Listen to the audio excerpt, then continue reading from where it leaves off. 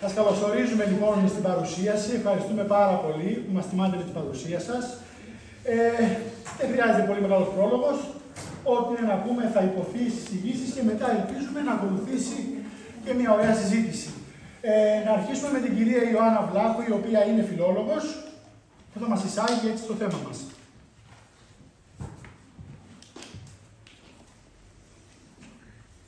Το βιβλίο μας, το βιβλίο για το οποίο έχουμε μαζευτεί όλοι εδώ σήμερα, αποτελεί μια εις βάθος ανάλυση της θεολογικής σκέψης και της ζωής της Αγίας Μαρίας Σκοπτσόβα.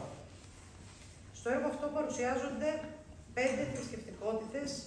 τύποι θρησκευτικότητας, από τους οποίους μόνο ο Ευαγγελικός τύπος ανταποκρίνεται πλήρως στην ουσία της χριστιανικής πίστης, ενώ οι άλλοι 4 αποτελούν παραμορφώσεις του Ευαγγελικού ήθους. Η Αγία Μαρία, μέσα από τη ζωή της και το έργο της, αποδεικνύει ότι η γνήσια χριστιανικότητα εκφράζεται μέσα από τη θυσιαστική αγάπη και την κοινωνική δράση. Στον πρόλογο του βιβλίου, ο συγγραφέας ξεκινά με μια προσωπική τοποθέτηση και έχει ενδιαφέρον αυτό για το πώς οδηγήθηκε στη συγγραφή του βιβλίου. Σε μια εποχή όπως η σημερινή, στην οποία τα social media είτε μας αρέσει είτε όχι κυριαρχούν, η αφορμή δόθηκε ακριβώς μέσα από αυτά. Τα σχόλια τα οποία συγκέντρωναν οι αναρτήσεις με θέμα την Αγία Μαρία Σκοπτσόβα και το βίο της, στάθηκαν η αφορμή για ένα ξεκαθάρισμα. Τι είναι ευαγγελικό ήθος και τι νομίζουμε πως είναι. Το μέτρο μας σε αυτή την εξερεύνηση είναι το παράδειγμα της Αγίας Μαρίας. Μέσα από τις σελίδες του, ο αναγνώστης έχει την ευκαιρία να καθρεφτίσει την ψυχή και τη συνείδησή του και να πάρει τις απαντήσεις που ο ίδιος, σε ερωτήματα που ο ίδιος θα θέσει στον εαυτό του. Για να γίνει όμως αυτό, πρέπει καταρχάς να πούμε λίγα πράγματα για το βίο της Αγίας, για όσους δεν την ξέρουν, δεν την έχουν παρακολουθήσει, τους είναι άγνωστοι. Θα με συγχωρέσετε για την προσπάθεια να συμπυκνώσω αυτόν τον συναρπαστικό, περιπετειώδη, αλληλέγγυο, εκπληκτικό βίο σε λίγα μόνο λόγια. Η Αγία Μαρία Σκοπτσόβα γεννήθηκε με το όνομα Ελισάβετ Πιλένκο στις 8 Δεκεμβρίου του 1891 στη Ρήγα της Λετωνίας. Το 1906, σε ηλικία 14 ετών, έχασε τον πατέρα της. Με αποτέλεσμα, πολύ απλά, να χάσει την πίστη της στο Θεό, με το σκεπτικό ότι ο Θεός και ο θάνατος δεν συνυφάζονται. Όταν η οικογένειά της μετακόμισε στην Πετρούπολη, συνδέθηκε με τον Πύργο, ένα διαμέρισμα που ήταν τόπος συνάντησης ριζοσπαστικών ιδεών και επαναστατών. Η Ελισάβετ, ή Λίζα, όπως την αποκαλούσαν γνωστοί και φίλοι, ένθερμη σοσιαλίστρια, παντρεύεται το 1910 τον Δημήτρη Κουσμίν Καραβάεφ, μέλος του Σοσιαλδημοκρατικού Κόμματος του Λένιν, ο οποίος είχε εκτίσει 3 χρόνια στη φυλακή για επαναστατική δράση. Σύντομα, ωστόσο, πρόκειται να χωρίσουν. Το 1913 γεννιέται το πρώτο της παιδί, εκτός γάμου, η Καϊάννα, η οποία πέθανε σε νεαρή ηλικία. Η Ελισάβετ μεταστρέφεται σε ένα περίεργο είδος αθεϊστικού μεσιανισμού λαϊκισμού, με κέντρο τον ήρωα του λαού Χριστό. Αργότερα, κατά τη διάρκεια του Πρώτου Παγκοσμίου Πολέμου, εντάσσεται στο Σοσιαλιστικό Επαναστατικό Κόμμα και το 1918 εκλέγεται δήμαρχος της παραθαλάσσιας πόλης Ανάπα. Η Ελισάβετ προκαλεί την εμπάθεια των φιλομοναχικών, των αποκαλούμενων λευκών, αλλά και των λενινιστών, των κόκκινων, διότι αντιλαμβανόταν την πολιτική πέρα από τα κόμματα στην υπηρεσία των ανθρώπων, ασχέτως ιδεολογικής κατεύθυνσης. Δεν ξέρω αν λέμε πολλά. Δικάζεται από τους Λευκούς για επαναστατική δράση, αλλά τη σώζει από το εκτελεστικό απόσπασμα ο δικαστής Ντανίλ Σκοπτσόβ, ο μετέπειτα σύζυγός της. Το 1923 φτάνει πρόσφυγας με την οικογένειά της στο Παρίσι, όπου θα γίνει η μόνιμη κατοικία της και το κέντρο δράσης της πριν έρθει το μαρτύριό της. Εν τω μεταξύ είχαν ήδη γεννηθεί τα 2 της μικρότερα παιδιά, ο Γιούρι, μάρτυρας στα στρατόπεδα συγκέντρωσης και άγιος της Εκκλησίας, και η Νάστια. Η Νάστια, η Αναστασία, το 1926 θα υποκύψει στη θυματιώδη Νικήτιδα και η Ελισάβετ, συγκλονισμένη από το θάνατο της κόρης της, θα συναισθανθεί την κλίση της στην οικουμενική μητρότητα, στο να γίνει δηλαδή μητέρα όλου του κόσμου και ιδίως των αδύναμων και κατατρεγμένων. Αρχίζει λοιπόν να οριμάζει μέσα της η επιθυμία να καρεί μοναχή, ακριβώς για να υπηρετήσει εκτενέστερα την κλίση της οικουμενικής μητρότητας. Στο σημείο αυτό διαπιστώνουμε τη μοναδικότητά της. Η Ελισάβετ ονειρεύεται έναν μοναχισμό μέσα στον κόσμο για τη διαγωνία του κόσμου. Έναν μοναχισμό που θα λειτουργεί ως πλαίσιο για την οικουμενική μητρότητα. Δεν θέλει να γίνει μοναχή ούτε για να κλάψει για τις αμαρτίες της, ούτε για να σώσει την ψυχή της, ούτε για να καταστήλει τα πάθη της, ούτε για να βιώσει τη μυστική ένωση με τον Θεό. Το γεγονός αυτό θα αποτελέσει μόνιμη πηγή σκανδαλισμού και προστριβών με διάφορους υπέρμαχους του μοναχισμού, σύμφωνα με το πρότυπο της φιλοκαλικής και νηπτικής παράδοσης, οι οποίοι απλώς αδυνατούσαν, πριν ενοχή των εξαιρέσεων, να αποδεχθούν τον κενό τρόπο της Αγίας. Η Ελισάβετ εκάρη μοναχή με το όνομα Μαρία το 1932 από τον Μητροπολίτη Ευλόγιο. Επισκέφθηκε τα παραδοσιακά μοναστήρια της Λιθουανίας και της Εστονίας, αλλά ένιωθε μια δυσφορία με την αυαρχίδα της Ορθόδοξης πνευματικότητας, με αυτά τα ιερά κέντρα της μοναστικής παράδοσης, της διατήρησης του βυζαντινού τυπικού και της καλλιέργειας της μονολόγησης της ευχής. Το μότο της ήταν «Ευσέβεια, ευσέβεια, αλλά πού είναι η αγάπη μου που μετακινεί όρη». Δεν εκπλήρωσε τα όνειρα του ίδιου του Μητροπολίτη και πνευματικού της πατέρα Ευλόγιου, ο οποίος ήθελε μέσω της Μαρίας να δημιουργήσει στην καρδιά της Δύσης, στο Παρίσι, ένα ορθόδοξο φυτόριο της μακραίωνης νηπτικής πνευματικότητας. Να πούμε εδώ ότι στο Παρίσι εκείνη την εποχή, εκείνες τις δεκαετίες, έρχονταν πάρα πολλοί πρόσφυγες από τη Ρωσία, οπότε η κοινότητα των Ρώσων που είχε δημιουργηθεί εκεί ήταν πολυπληθής. Η Μαρία ήταν ιδιοσυγκρασιακή περίπτωση και ακολουθούσε το δικό της δρόμο, ερχόμενη συχνά σε ρήξη με όσους ζούσαν στα ασφαλή πλαίσια των κανόνων και των τύπων, δημιουργώντας με τον τρόπο αυτό αρκετές αντιπαλότητες. Ήταν για μοναχή ένα παράδοξο θέαμα. Πήγαινε στα μπαρ του Παρισιού, προκειμένου να βρει και να περιμαζέψει τα ρημάδια της ζωής, όπου και κατανάλωνε μπύρα. Κάπνιζε συνεχώς και γενικώς παρατυπούσε στα θρησκευτικά της καθήκοντα. Παραβίαζε νηστείες, παρέλειπε ακολουθίες και άλλα. Μάλιστα, ο ίδιος ο Αντώνιος του Σουρός είχε τρομάξει στη θέα της Ρασοφόρου με το τσιγάρο στο ένα χέρι και την πύρα στο άλλο και είχε πάρει απόφαση να μην την πλησιάσει. Αυτό βεβαίως δεν σήμαινε ότι η Μαρία δεν ακολουθούσε κάποιον μοναστικό κανόνα, ακολουθούσε τον δικό της κανόνα, από τον οποίο δεν παρεξέκλεινε ποτέ. Τη μέχρι αυτοθυσίας αγάπη προς τον πλησίον. Από το πρωί ως το βράδυ ήταν επίποδος για τη διακονία των παντός είδου εμπερίστατων αδελφών.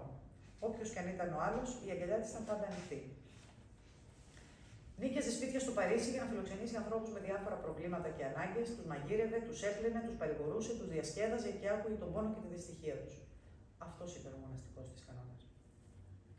Όταν στις 14 Ιουνίου 1941 εισβάλλουν στο Παρίσι οι Γερμανοί, ο μοναστικός κανόνας της Μαρίας αλλάζει. Με συνεργάτη τον πατέρα Δημήτριο Κλεπινίν, μάρτυρα στα στρατόπεδα συγκέντρωσης και άγιος της Εκκλησίας, φυγαδεύει Εβραίους εκδίδοντας πλαστά πιστοποιητικά βάφτισης. Έχουμε μια ευφιέστατη, με την πλήρη σημασία του όρου, περίπτωση πλαστογραφίας μυστηρίου, μαζί με μια αγία παραβίαση της εντολής του ου ψευδομαρτυρήσεις. Και επιδίδεται σε μια εκστρατεία ευαισθητοποίησης των χριστιανών υπέρ του Ισραήλ, της Εκκλησίας της Παλαιάς Διαθήκης, όπως τους αποκαλεί. Σε μια στιγμή γενναίας αποκοτιάς, μπαίνει με τη μοναστική της ιδιότητα σε ένα στάδιο όπου οι Γερμανοί κρατούσαν 6.000 Εβραίους για να τους απελάσουν στα στρατόπεδα συγκέντρωσης και φυγαδεύει όσα παιδιά μπορούσε μέσα σε κάμπους απορριμμάτων. Τον Απρίλιο του 1943 συλλαμβάνεται από την Γκεστάπο και μεταφέρεται στο στρατόπεδο συγκέντρωσης του Ράβενσμπουργκ. Εκεί πληρώνονται και τελειώνονται οι μοναστικοί όρκοι και η κλίση της στην Οικουμενική Μητρότητα. Αντί να χαθεί στην άδυσο της μισανθρωπίας, του μίσους και του φόβου, καίγεται σαν κεράκι στα κατάβαθα του Άδη για να φωτίσει τις συγκρατούμενές της. Οργανώνει διαλέξεις θεολογικού περιεχομένου, προσεύχεται μαζί τους, παρακαλεί, ακούει, ενδυναμώνει και κάτι το οποίο ισούται με αυτοκτονία, μοιράζεται τη μερίδα του φαγητό της. Οδηγήθηκε στους αλάμους αερίων, στο Jugendlager, λίγο πιο έξω από το Ravensbrück, στις 31 Μαρτίου 1945. Ήταν Μεγάλο Σάββατο, παραμονή του Πάσχα. Την επόμενη ημέρα ήρθε ο Ερυθρός Σταυρός για να διαπραγματευτεί την απελευθέρωση 300 κρατουμένων. Η Μαρία δεν ήταν ανάμεσα σε αυτούς οι οποίοι επρόκειτο να εκτελεστούν. Τελευταία στιγμή άλλαξε τη θέση της στο θάλαμο αερίων με μια νεαρή Πολωνή μητέρα. Μια νεαρή Πολωνοεβραία. Αγιοποιήθηκε το Μάιο του 2004, τιμάται από όλες τις χριστιανικές ομολογίες, όπως και από το Ισραήλ ως δίκαιη των εθνών. Η μνήμη της εορτάζει στις 20 Ιουλίου. Αρκετά χρόνια αργότερα την ονειρεύτηκε ένας φίλος της να διασχίζει έναν αγρό. Με έκπληξη είπε: «Μα, μητέρα Μαρία, μου είπαν πως είσαι νεκρή». Τον κοίταξε περιπεκτικά. «Καλά, δεν έχει σημασία τι λένε. Εσύ βλέπεις πως είμαι ζωντανή». Στα επόμενα κεφάλαια του βιβλίου ακολουθούν 5 τύποι παραμόρφωσης της χριστιανικής ζωής που εξετάζει η Αγία Μαρία. Αυτούς ακριβώς τους τύπους καλείται ο αναγνώστης να διαβάσει προσεκτικά και να τολμήσει να καθρεφτιστεί στο βάθος τους σε μια προσπάθεια αυτορύθμισης. Πρώτος από όλους, ο συνετικός τύπος. Η πρώτη παραμόρφωση. Πρόκειται για μια μορφή πίστης όπου η Εκκλησία γίνεται όργανο πολιτικής εξουσίας αντί να λειτουργεί ως κοινότητα αγάπης. Επιλέξει, ο συνοδικός τύπος μετατρέπει την Εκκλησία από χώρο αγάπης και προσφοράς σε μηχανισμό εξουσίας. Η πολιτική κατάσταση στη Ρωσία, η ανατροπή του τσαρικού καθεστώτος, όδηγησε, όπως είπαμε, πλήθος Ρώσων στο να εγκαταλείψουν τη χώρα τους και να μεταναστεύσουν στο εξωτερικό. Οι πρόσφυγες μαζί με τις αποσκευές τους φέρνουν ιερά σκεύη και άμφια και στην ξένη γη χτίζουν δικές τους εκκλησίες. Ο πιστός νιώθει νοσταλγία για όσα άφησε πίσω του, αλλά και αγανάκτηση για όσα στερήθηκε βία. Ο άνθρωπος εισπυρώνεται γύρω από την πίστη του σε μια απελπισμένη προσπάθεια να διατηρήσει ανώθευτη την ταυτότητά του. Ο τύπος αυτός ονομάζεται από την Αγία Μαρία συνοδικός, όχι διότι αναφέρεται στην εποχή των Οικουμενικών Συνόδων, αυτό κρίνω ότι πρέπει λίγο να το διευκρινίσουμε, αλλά στην αυτοκρατορία του Μεγάλου Πέτρου στη Ρωσία, ο οποίος επέβαλε ριζικές μεταρρυθμίσεις. Και στη θέση του Πατριαρχείου Μόσχας, το οποίο κατάργησε, θέσπισε το διοικητικό όργανο της Ιεράς Διοικούσας Συνόδου. Η καινοτομία έγκυται στο γεγονός ότι στην Ιερά αυτή Σύνοδο συμμετείχε και ένας εκπρόσωπος του Αυτοκράτορα. Αυτομάτως λοιπόν η Εκκλησία υποτάχθηκε στη βούληση του κράτους, έγινε ακόμα μια υπηρεσία της Αυτοκρατορίας. Ακριβώς αυτή την ατμόσφαιρα θέλησαν να μεταφέρουν στην ξένη γη οι πρόσφυγες. Ακόμα και στον χώρο της λατρείας, σύμφωνα με την Αγία Μαρία, μεγαλύτερη σημασία έχει η πολυτέλεια του χώρου παρά η κατανόηση του Ευαγγελίου. Στον συνοδικό τύπο, λοιπόν, το Ευαγγέλιο καλύπτεται από τις μεγαλοπρεπείς ψαλμοδίες με αποτέλεσμα ο πιστός να μην κατηχείται στη χριστιανική πίστη. Μπορεί να αισθάνεται κατάνοιξη ή κάποιο θρησκευτικό συναίσθημα. Στερείται όμως τη λογική λατρεία η οποία προϋποθέτει ακρόαση του Ευαγγελίου, σηματοδότηση του Χριστού και του λειτουργικού του έργου. Παρατηρούμε λοιπόν μια συναίρεση της Εκκλησίας με την ιδέα του έθνους και του θεσμού του κράτους. Συνεπώς, η συνισταμένη αυτού του τύπου θρησκευτικότητας αποτελείται από δύο συνιστώσεις, την εθνικιστική και την κρατική. Η θρησκευτικότητα του πιστού αντλεί την νοηματοδοσία της από το παρελθόν. Οι εθνικές επέτειοι λαμβάνουν θρησκευτική διάσταση. Οι ήρωες εξαγιάζονται, το παρελθόν μυθοποιείται. Σε ό,τι αφορά στη δεύτερη συνιστόσα, την κρατική, η Εκκλησία καλείται να νομιμοποιήσει μεταφυσικά και θεολογικά την κρατική εξουσία, με αποτέλεσμα να προσδίδονται στο μονοπόλιο της κρατικής βίας ιερές και θεολογικές διαστάσεις. Τα προβλήματα που ανακύπτουν από μια τέτοιου είδους θρησκευτικότητα είναι πάρα πολλά. Ενδεικτικά αναφέρουμε την ειδωλολατρεία, συγχέονται τον Χριστό με το άκτιστο και ο Θεός με τον κόσμο. Η οικουμενικότητα του χριστιανισμού αναιρείται αφού εγκλωβίζεται στα στενά όρια μιας εθνικής ή κρατικής θρησκείας. Παρουσιάζεται ο κίνδυνος της θρησκευτικής δικαίωσης της βίας και οτιδήποτε αντιβαίνει την προσωπική πίστη του καθενός. Η χριστιανική ταυτότητα παραχαράσεται αφού ο πιστός αντί να προσδιορίζεται από την πίστη του στον Χριστό, ταυτοποιείται με βάση το έθνος στο οποίο ανήκει, ενώ ταυτόχρονα η Εκκλησία διασπάται σε εθνικές ομάδες. Η εσχατολογική διάσταση της πίστης παραθεωρείται αφού η ματιά του χριστιανού προσιλώνεται στο παρελθόν αντί στο μέλλον, στην προσμονή της ένδοξης δεύτερης έλευσης του Κυρίου. Η Αγία Μαρία συμπεραίνει. Κατά τη διάρκεια της μακρόχρονης πορείας του, ο χριστιανισμός επέτρεψε πολλές φορές να θριαμβεύσει ο Καίσαρας. Πράγματι, αυτή η εκοσμίκευση της χριστιανικής πίστης οδηγεί σε μια παραμόρφωση της ιεραρχίας των αξιών. Πράγματι, για να έρθουμε λίγο στα καθημάς, διάφοροι εκκλησιαστικοί φορείς καταγγέλνουν ως εκοσμίκευση τον διαχωρισμό της Εκκλησίας από το κράτος. Στην πραγματικότητα όμως η εκοσμίκευση της Εκκλησίας σημαίνει ότι τα στελέχη της έχουν κοσμικές επιδιώξεις, όπως για παράδειγμα την ανάμειξη στην πολιτική με χρήση της θρησκευτικής τους ιδιότητας. Δηλαδή, ό,τι ακριβώς επικρίνει η Αγία όταν διατυπώνει λόγο για τον συνοδικό τύπο. Ταυτόχρονα, η εκοσμίκευση αυτή δεν επιτρέπει να αναπτυχθούν δημιουργικές δυνάμεις, καθώς οτιδήποτε ξεφεύγει από το παραδεδομένο θεωρείται ύποπτο και απειλητικό. Η ματιά της Αγίας Μαρίας, ωστόσο, διακρίνει απερίφραστα μια υγιή αντίδραση απέναντι σε έναν τέτοιο τύπο καταθλιπτικής θρησκευτικότητας. Οδηγούμαστε στο συμπέρασμα ότι στη συνοδικού τύπου θρησκευτικότητα το άτομο συμπνίγεται από την ομάδα.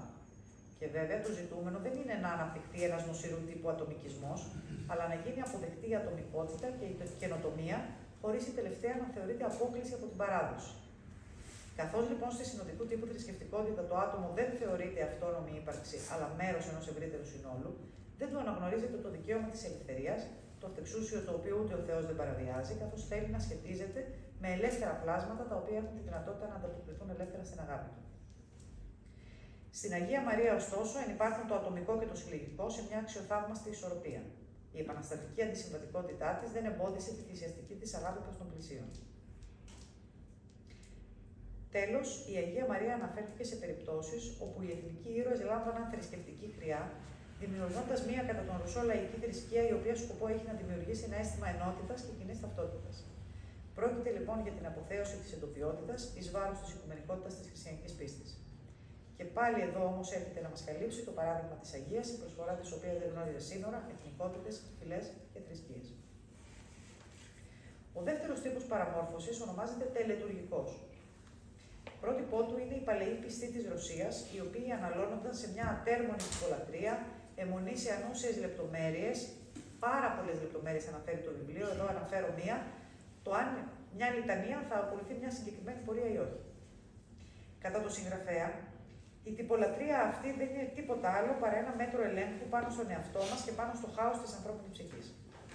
Δεν θεωρεί βέβαια πως είναι καινούριο φαινόμενο, καθώς κυριαρχεί στις θρησκείες και στους πολιτισμούς προμνημονεύτων χρόνων και δημιουργεί μια αίσθηση ασφάλειας στο άτομο και στην κοινότητα.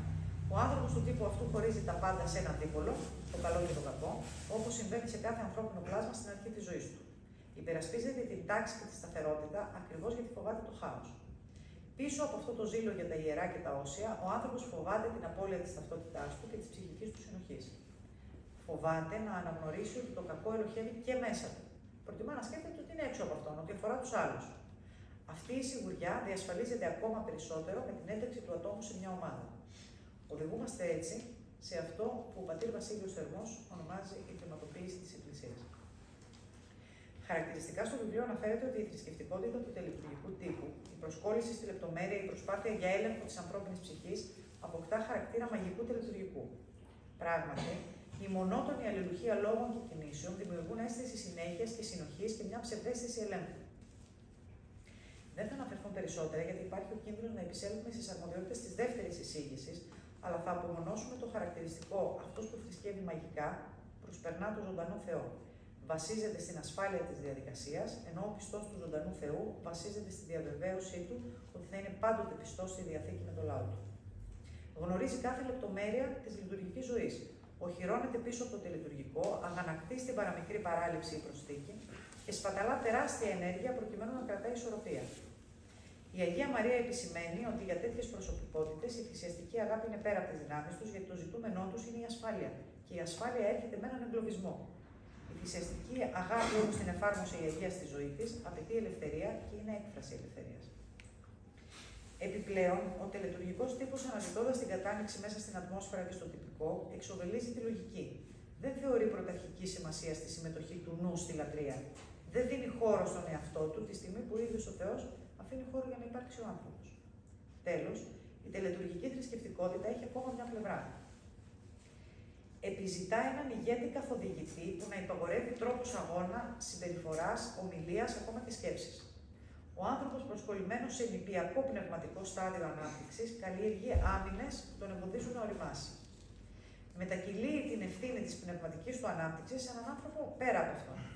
Αναζητά ομάδες χαρισματικών γερόντων, πνευματικών ανθρώπων, αφήνοντας έξω τους κοσμικούς και αμαρτωλούς.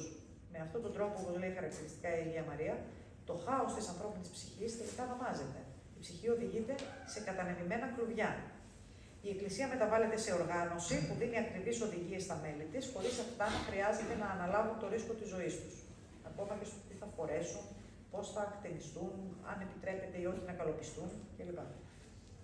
Η αποστολή της Εκκλησίας όμως δεν είναι να καθησυχάζει τις ανασφάλειες των μελών της, ούτε να μιλά στη θέση της επιστήμης επί παντός επιστητού. Αποστολή της είναι να συναρμόσει τους ανθρώπους με τον Χριστό, είναι ο Ευαγγελισμός της οικουμένης. Πριν αφήσουμε τον τελετουργικό τύπο, πρέπει να πούμε ότι αυτό που δεν χωράει στην ύπαρξή του είναι η αγάπη, σύμφωνα με την Αγία Μαρία. Όπως μας λέει, ο Κύριος παραβίασε το Σάββατο στο όνομα της αγάπης. Η αυστηρή τυπολατρεία αποκαλύπτεται εδώ να είναι δούλη του Σαββάτου και να μην είναι η οδός του Υιού του ανθρώπου.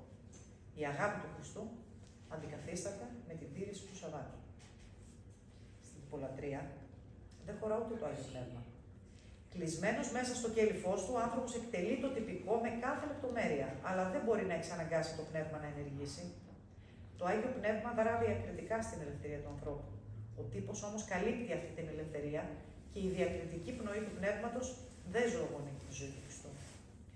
Πίστη, σύμφωνα με το πνεύμα της Αγίας Μαρίας, δεν σημαίνει προσκόλληση στη μορφή της παράδοσης, αλλά εμπιστοσύνη στο ζωντανό Θεό, ο οποίος μπορεί να μας εκπλήξει ενεργώντας πρωτότυπα και ανακαινιστικά με κέντρο πάντα τον Χριστό. Ο επόμενος τύπος που θα μας απασχολήσει είναι ο αισθητικός ή αλλιώς ωρεολάτρης. Θεωρεί την ομορφιά ως μέτρο της αλήθειας και έτσι υποτάσσει την αλήθεια στην ομορφιά. Τα αισθητικά κριτήρια σταδιακά αντικαθιστούν τα πνευματικά και εκτοπίζουν κάθε άλλο παράγοντα. Ο αισθητικός τύπος είναι ελιτιστής. Χωρίζει τον κόσμο σε ανθρώπους που κατανοούν και εκτιμούν το ωραίο και απ' την άλλη στο βέβαιο πλήθος. Στο σημείο αυτό συγγενεύει με τον τελετουργικό τύπο, διότι ο καθένας με τον δικό του τρόπο επιμένουν στη μορφή και στη φόρμα. Ο ωρεολάτρης θεωρεί τον κόσμο πηγή ασχήμιας και δυσαρμονίας, ενώ στο έντονο θρησκευτικό βίωμα, στην κατανυκτική ατμόσφαιρα, στον πολύ καταπληκτικό ψάλτη που, αν τον έχετε ακούσει, ελάτε εκεί για ψέλτη κλπ. Αναζητά την ουτοπία ενός χαμένου παραδείσου. Για μια ακόμη φορά κάτι απειλητικό παραμονεύει εντός, το οποίο ο άνθρωπος αδυνατεί να αντέξει. Στον αντίποδα, η Αγία Μαρία προκρίνει μια πίστη που πατά και με τα δυο της πόδια στη γη, που ζει με τη σάρκα της και τις πληγιασμένες σάρκες των αδελφών της. Για την Αγία, η μόνη ένωση με το Θείο περνά μέσα από τις πληγές των συνανθρώπων της. Είναι προφανές ότι η παραφορά του Ευαγγελικού ήθους συμβαίνει όταν η ομορφιά καλύπτει την αγάπη. Η Αγία Μαρία μας προτείνει τη νέα αισθητική του Ευαγγελίου, την αισθητική από την προοπτική του Ιησού. Τι είναι η ομορφιά και η ασχήμια μας σε σχέση με τον Χριστό, την αιώνια αλήθεια του και την αιώνια ομορφιά? Δεν βλέπει την ασχήμια μας στις ξεπεσμένες μας ζωές, στις πιοργούσες πληγές μας, στις ανάπηρες μας ψυχές? Δεν βλέπει εκεί τη δική του θεϊκή εικόνα και το καθρέφτισμα της αιώνιας δόξας του και της αιώνιας ωραιότητας? Οπότε θα γυρίσει στις εκκλησίες και θα φέρει μαζί του όλους εκείνους που έχει καλέσει για το γάμο, όσους μάζεψε από τις λεωφόρους, τους φτωχούς και τους καταφρονεμένους, τις πόρνες και τους αμαρτωλούς.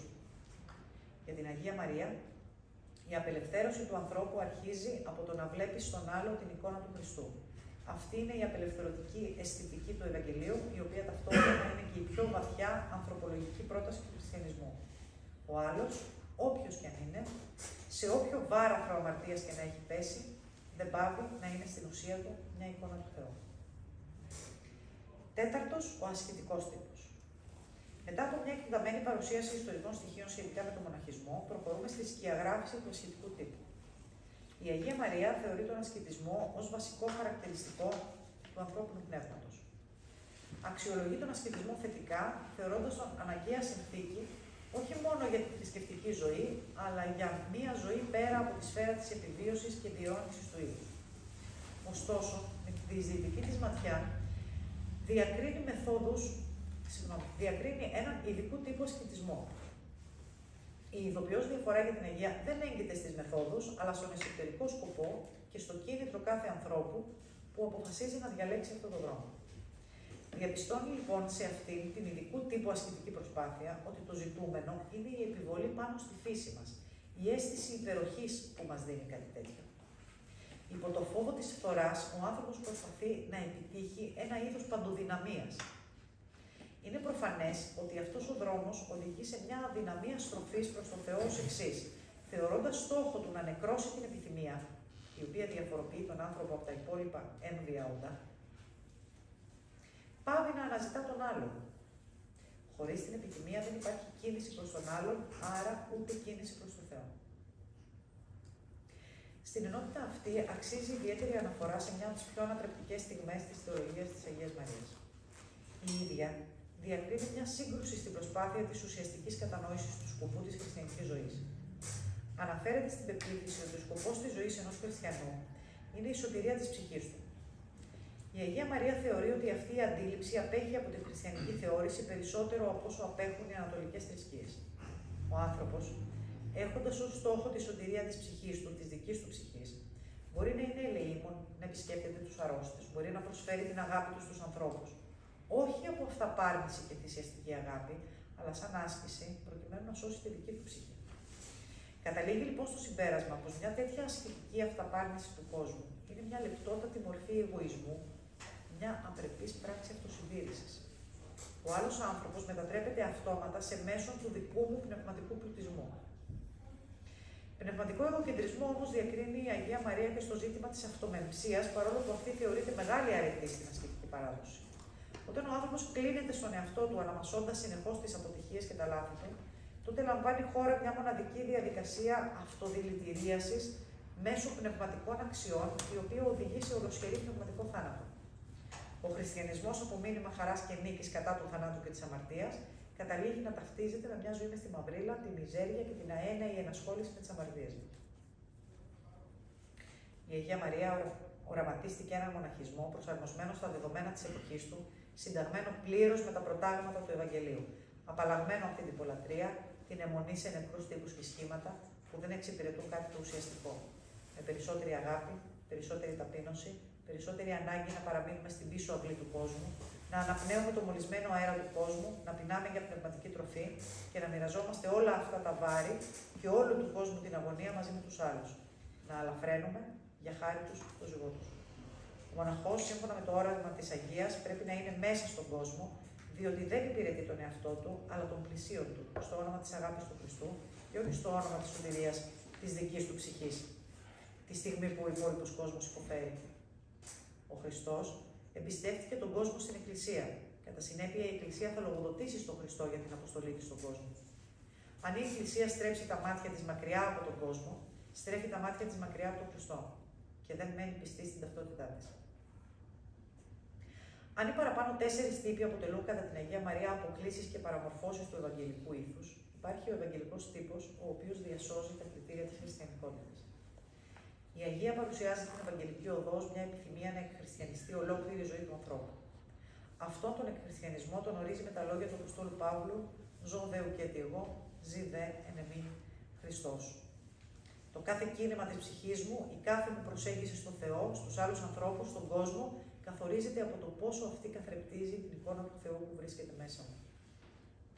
Ένα ακόμα πιο ριζοσπαστικό χαρακτηριστικό του εκχριστιανισμού είναι για την Αγία Μαρία το να ακολουθεί τον Χριστό εις βάρος ακόμα και της παράδοσης. Και για να μην υπάρξει ο κίνδυνος να χρησιμοποιήσει κανείς προσωπικά και υποκειμενικά κριτήρια σε αυτή την υπέρβαση, η Αγία θέτει ένα αντικειμενικό και αλάνθαστο κριτήριο. Όπως μας λέει, η ζωή του Χριστού πάνω στη γη αποκάλυψε το μυστήριο της αγάπης του Θεού και της αγάπης του ανθρώπου. Η λέξη μυστήριο εδώ έγκυται στο πόσο αγαπάει ο Θεός τον άνθρωπο, κάτι που μας αφανέρωσε ο Χριστός. Εκτός από αυτό όμως, μας φανέρωσε και πώς πρέπει να αγαπάει ο άνθρωπος. Αυτή η διπλή αγάπη δεν είναι 2 ξεχωριστά πράγματα, αλλά ένα με 2 όψεις. Αυτή η διπλή αγάπη, γι' αυτό και κανείς δεν μπορεί να αγαπήσει τον ένα χωρίς τον άλλο. Και αν κάποιος και πάλι δεν καταφέρει να αγαπήσει τον άνθρωπο, η Αγία και πάλι εμβαθύνει. Αν απορρίψεις τον άλλον, στην ουσία απορρίπτεις και τον εαυτό σου, το ανθρώπινο μέρος στη δική σου ψυχή. Παραπάνω, αναλύοντας τον ασκητικό τύπο, μιλήσαμε για την πνευματική τσιγκουνιά, για την άπληστη αναζήτηση του συμφέροντος της δικής μας ψυχής. Σαν αντιστάθμισμα, η Αγία εισάγει τον όρο της πνευματικής ακτιμοσύνης. Πρέπει, μας λέει, να καταδαπανίσουμε την ψυχή μας με την αγάπη. Να είμαστε έτοιμοι να αποχωριστούμε οτιδήποτε ιερό ή πολύτιμο για μας, στο όνομα της αγάπης του Χριστού, στους ανθρώπους που το έχουν ανάγκη. Το ζητούμενο πια για τον χριστιανό δεν είναι αυτό που συμφέρει την ψυχή του, αλλά αυτό που συμφέρει τον πλησίον. Ο παράδειστος για τον χριστιανό δεν έρχεται χρησιμοποιώντας τον άλλον, αλλά εξυψώνοντάς τον, ώστε να ζήσει στην αναστάσιμη ζωή. Αφήνουμε τα 2 πιο ρηξικέλευτα στοιχεία για το τέλος. Αν αναρωτηθεί ο αναγνώστης μέχρι πού μπορεί να φτάσει η πνευματική ακτιμοσύνη, η Αγία Μαρία θα απαντήσει: μέχρι την αποξένωση από τον ίδιο τον Χριστό. Εκ πρώτης όψεως, μια εξωφρενική δήλωση που μπορεί να μας κάνει να σκεφτούμε ότι ο χριστιανισμός κινδυνεύει με αυτοανέρεση. Παρ' όλα αυτά, βασίζεται σε 2 χωρία του Αποστόλου Παύλου, πολύ ξεκάθαρα.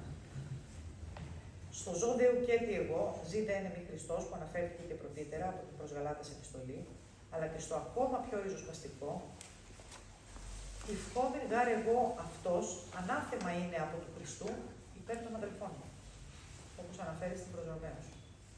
Θα προτιμούσε δηλαδή να σωθούν οι αδελφοί του και να γίνει αυτός ανάθεμα, δηλαδή να χωριστεί από τον Χριστό. Η Αγία συνδέει αυτά τα 2 χωρία. Αγγίζει το παράδοξο, το οξύμορο. Αποξενωμένος από τον Χριστό για χάρη της αγάπης, αυτό να θεωρείται ακόμα ζωή με τον Χριστό. Στην αυταπάρνηση βασίζεται η ουσία του θέματος και χωρίς αυτήν δεν μπορεί να τον ακολουθήσει κανείς. Χωρίς αυτήν δεν υπάρχει χριστιανοσύνη. Μην κρατήσεις τίποτα για τον εαυτό σου. Άφησε κατά μέρος όχι μόνο τα υλικά, αλλά και τα πνευματικά αγαθά, ανταλλάσσοντάς τα όλα με την αγάπη του Χριστού. Σήκωσέ τη για σταυρό σου. Και αν ακόμα κάποιος διατηρεί κάποιες τελευταίες αμφιβολίες, έρχεται ο λόγος του ίδιου του Χριστού για να τις διαλύσει. Μίζωνα ταύτης αγάπη, ουδής έχει, ή να τύσει την ψυχήν αυτού θύει υπέρ των φίλων αυτού. Αυτό ακριβώς ζητά ο Χριστός εδώ. Την παράδοση του εσωτερικού μας κόσμου. Την απόλυτη, άνευ όρων θυσία του εαυτού μας, σαν το υπέρτατο παράδειγμα της αγάπης που έχουμε την υποχρέωση να καλλιεργήσουμε χριστιανοί. Αγαπητοί φίλοι, όλα όσα αναφέρθηκαν για τον Ευαγγελικό τύπο, η αγάπη που φτάνει ως τη θυσία, η πνευματική ακτιμοσύνη, η κένωση για τον αδελφό μας και το Ευαγγελικό ήθος εν γέννη, ανακεφαλαιώνονται στο μυστήριο της Θείας Ευχαριστίας. Ο Κύριος όχι μόνο έσωσε τον κόσμο με τη θυσία του, αλλά προσφέροντας το σώμα και το αίμα του, κάνει τον κάθε άνθρωπο έναν Χριστό και τον ενώνει με τη δική του αγάπη για τον κόσμο, αγάπη που έφτασε ως τη θυσία. Ο άνθρωπος προσέρχεται ελεύθερα στο μυστήριο και γύρω από το Άγιο Ποτήριο συναντιούνται η σταυρική κένωση του Θεού και η θυσιαστική διαθεσιμότητα του ανθρώπου. Λέει η Αγία Μαρία. Ευχαριστία είναι το Ευαγγέλιο στην πράξη, η αληθινή κοινωνία με το Θείο, συνδεδεμένη με την κοινωνία μεταξύ μας. Πριν το μυστήριο της Θείας Ευχαριστίας, ακούμε την προτροπή «Αγαπήσομεν αλλήλους» είναι εν ομονία ομολογήσομεν. Προϋπόθεση δηλαδή για να συμμετάσχουμε στη Θεία Ευχαριστία είναι μόνο η προσπάθειά μας στο άθλημα της αγάπης των άλλων. Η Αγία Μαρία όμως για ακόμα μια φορά θα προχωρήσει ένα βήμα πιο πέρα. Ναι, το κέντρο της ζωής του Χριστού είναι η αυτοθυσιαστική αγάπη. Πόσο μεγάλη είναι όμως η ακτίνα που ξεκινάει από αυτό το κέντρο και πόσο πλατιά η περιφέρεια του κύκλου.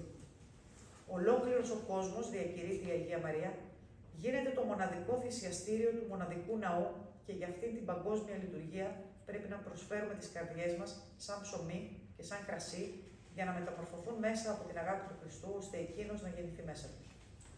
Οι ίδιοι οι πιστοί να γίνουν ευχαριστία και οι καρδιές τους τίμια δώρα, ώστε να παραδοθούν στον Χριστό για να τις μεταμορφώσει. Η αποστολή του χριστιανού, θεολογεί η Αγία Μαρία, δεν είναι να σώσει την ψυχή του, αλλά να γίνει συνεργάτης του ίδιου του Χριστού, όλος ο κόσμος να γίνει ένα θυσιαστήριο, μια παγκόσμια λειτουργία, ώστε να γίνει ο Χριστός τα πάντα εν πάση. Ναός του Θεού πια θα γίνει ο άνθρωπος. Ο άνθρωπος κάθε φύλου, έθνους, φυλής, κοινωνικής κατάστασης, θα γίνει ο χώρος όπου ο Θεός θα σκηνώσει. Και ποιος μπορεί να αρνηθεί ότι ακριβώς αυτό το όραμα της Αγίας Μαρίας δεν είναι η πεμπτουσία της Ορθοδοξίας, της αγάπης, δεν είναι πάνω απ' όλα η αληθινή Εκκλησία του Χριστού. Αγαπητοί φίλοι, ελπίζουμε πως έγινε φανερό ότι παρόλο που ο λόγος και εν γέννη ο βίος της Αγίας Μαρίας φαινόταν προκλητικός και σκανδαλιστικός, στην πραγματικότητα είναι βαθιά θεολογικός, στηριγμένος σε βιβλικές πηγές του χριστιανισμού. Αν σκοντάφτουμε ακόμα σε ένα ναι μεν αλλά, μελετώντας τη μορφή της, δεν ευθύνεται η ίδια γι' αυτό. Φταίει ο άνθρωπος ο οποίος έχει ταυτιστεί εκόνι άκον με έναν από τους 4 τύπους που αναλύθηκαν παραπάνω. Ο λόγος και το έργο της Αγίας Μαρίας όμως είναι εδώ, έτοιμα να λειτουργήσουν σαν φάρος, έτσι ώστε να μπορέσουμε να ξαναβρούμε τον δρόμο μας, τον δρόμο προς την Εκκλησία του Χριστού, μέσα από ένα γνήσιο ευαγγελικό ήθος. Η Αγία Μαρία απλώς μας δείχνει τον δρόμο. Ευχαριστούμε πάρα πολύ.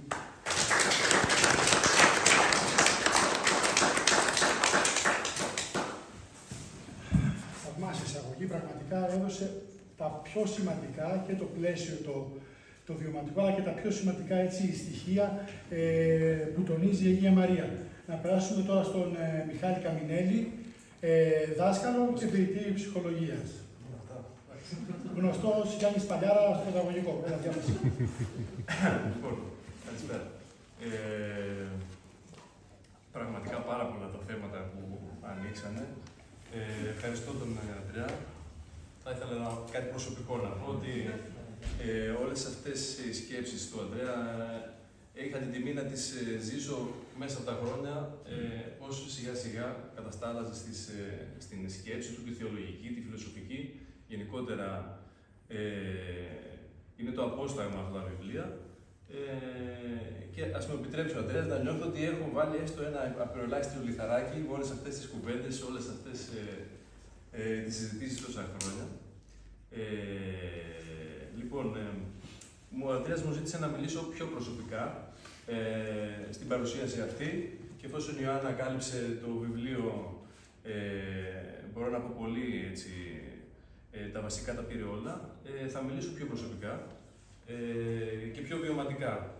Διαβάζοντας το βιβλίο, αναρωτήθηκα τι ήταν αυτό το οποίο έκανε την Αγία Μαρία να ξεχωρίζει τόσο πολύ. Δηλαδή, τι ήταν αυτό που την έκανε να μην λογαριάζει τίποτα, να μην λογαριάζει ακόμα και τη σωτηρία της ψυχής της, να μην λογαριάζει τύπους, να μην λογαριάζει κανόνες. Και επειδή είμαστε και εκπαιδευτικοί, πώς μπορούμε να κατηχήσουμε τα παιδιά, πώς μπορούμε να τους κάνουμε θρησκευτικά, άμα θέλουμε να τα οδηγήσουμε σε αυτόν τον τύπο της θρησκευτικότητας, τον ευαγγελικό, και να μην οδηγηθούν στους υπόλοιπους τέσσερις. Εδώ πέρα να διευκρινίσουμε ότι μιλώντας για τύπους θρησκευτικότητας, δεν είναι ότι κάθε άνθρωπος εντάσσεται σε μια κατηγορία τελείως ή είναι massive. Αυτοί είναι στοιχεία που υπάρχουν σε όλους μέσα μας, περισσότερο ή λιγότερο. Ίσως όλοι τα αναγνωρίσανε πράγματα, ο καθένας τον εαυτό του, στον τρόπο που βιώνει τη θρησκεία, οπότε δεν είναι ότι ανθρωπότυποι, δεν είναι ψυχολογικές κατηγορίες.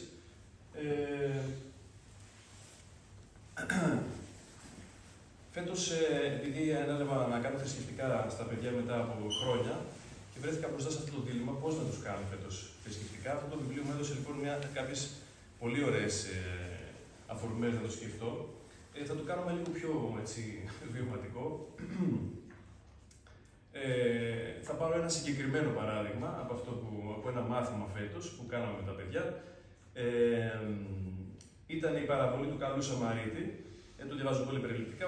Ο Ιησούς λοιπόν διηγήθηκε την ιστορία ότι κάποιος ταξίδευε από την Ιερουσαλήμ, του επιτέθηκαν οι ληστές, τον χτύπησαν, τον πήραν τα πράγματα, τον άφησαν μισοπεθαμένο.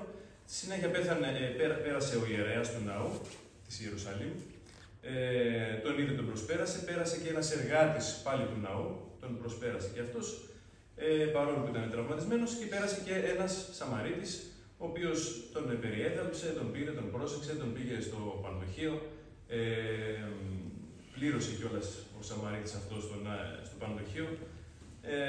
Τι έκανε αυτός ο Σαμαρίτης, τον είδε έτσι σαν άνθρωπο και φαντάζομαι ότι γνωρίζετε την ιστορία.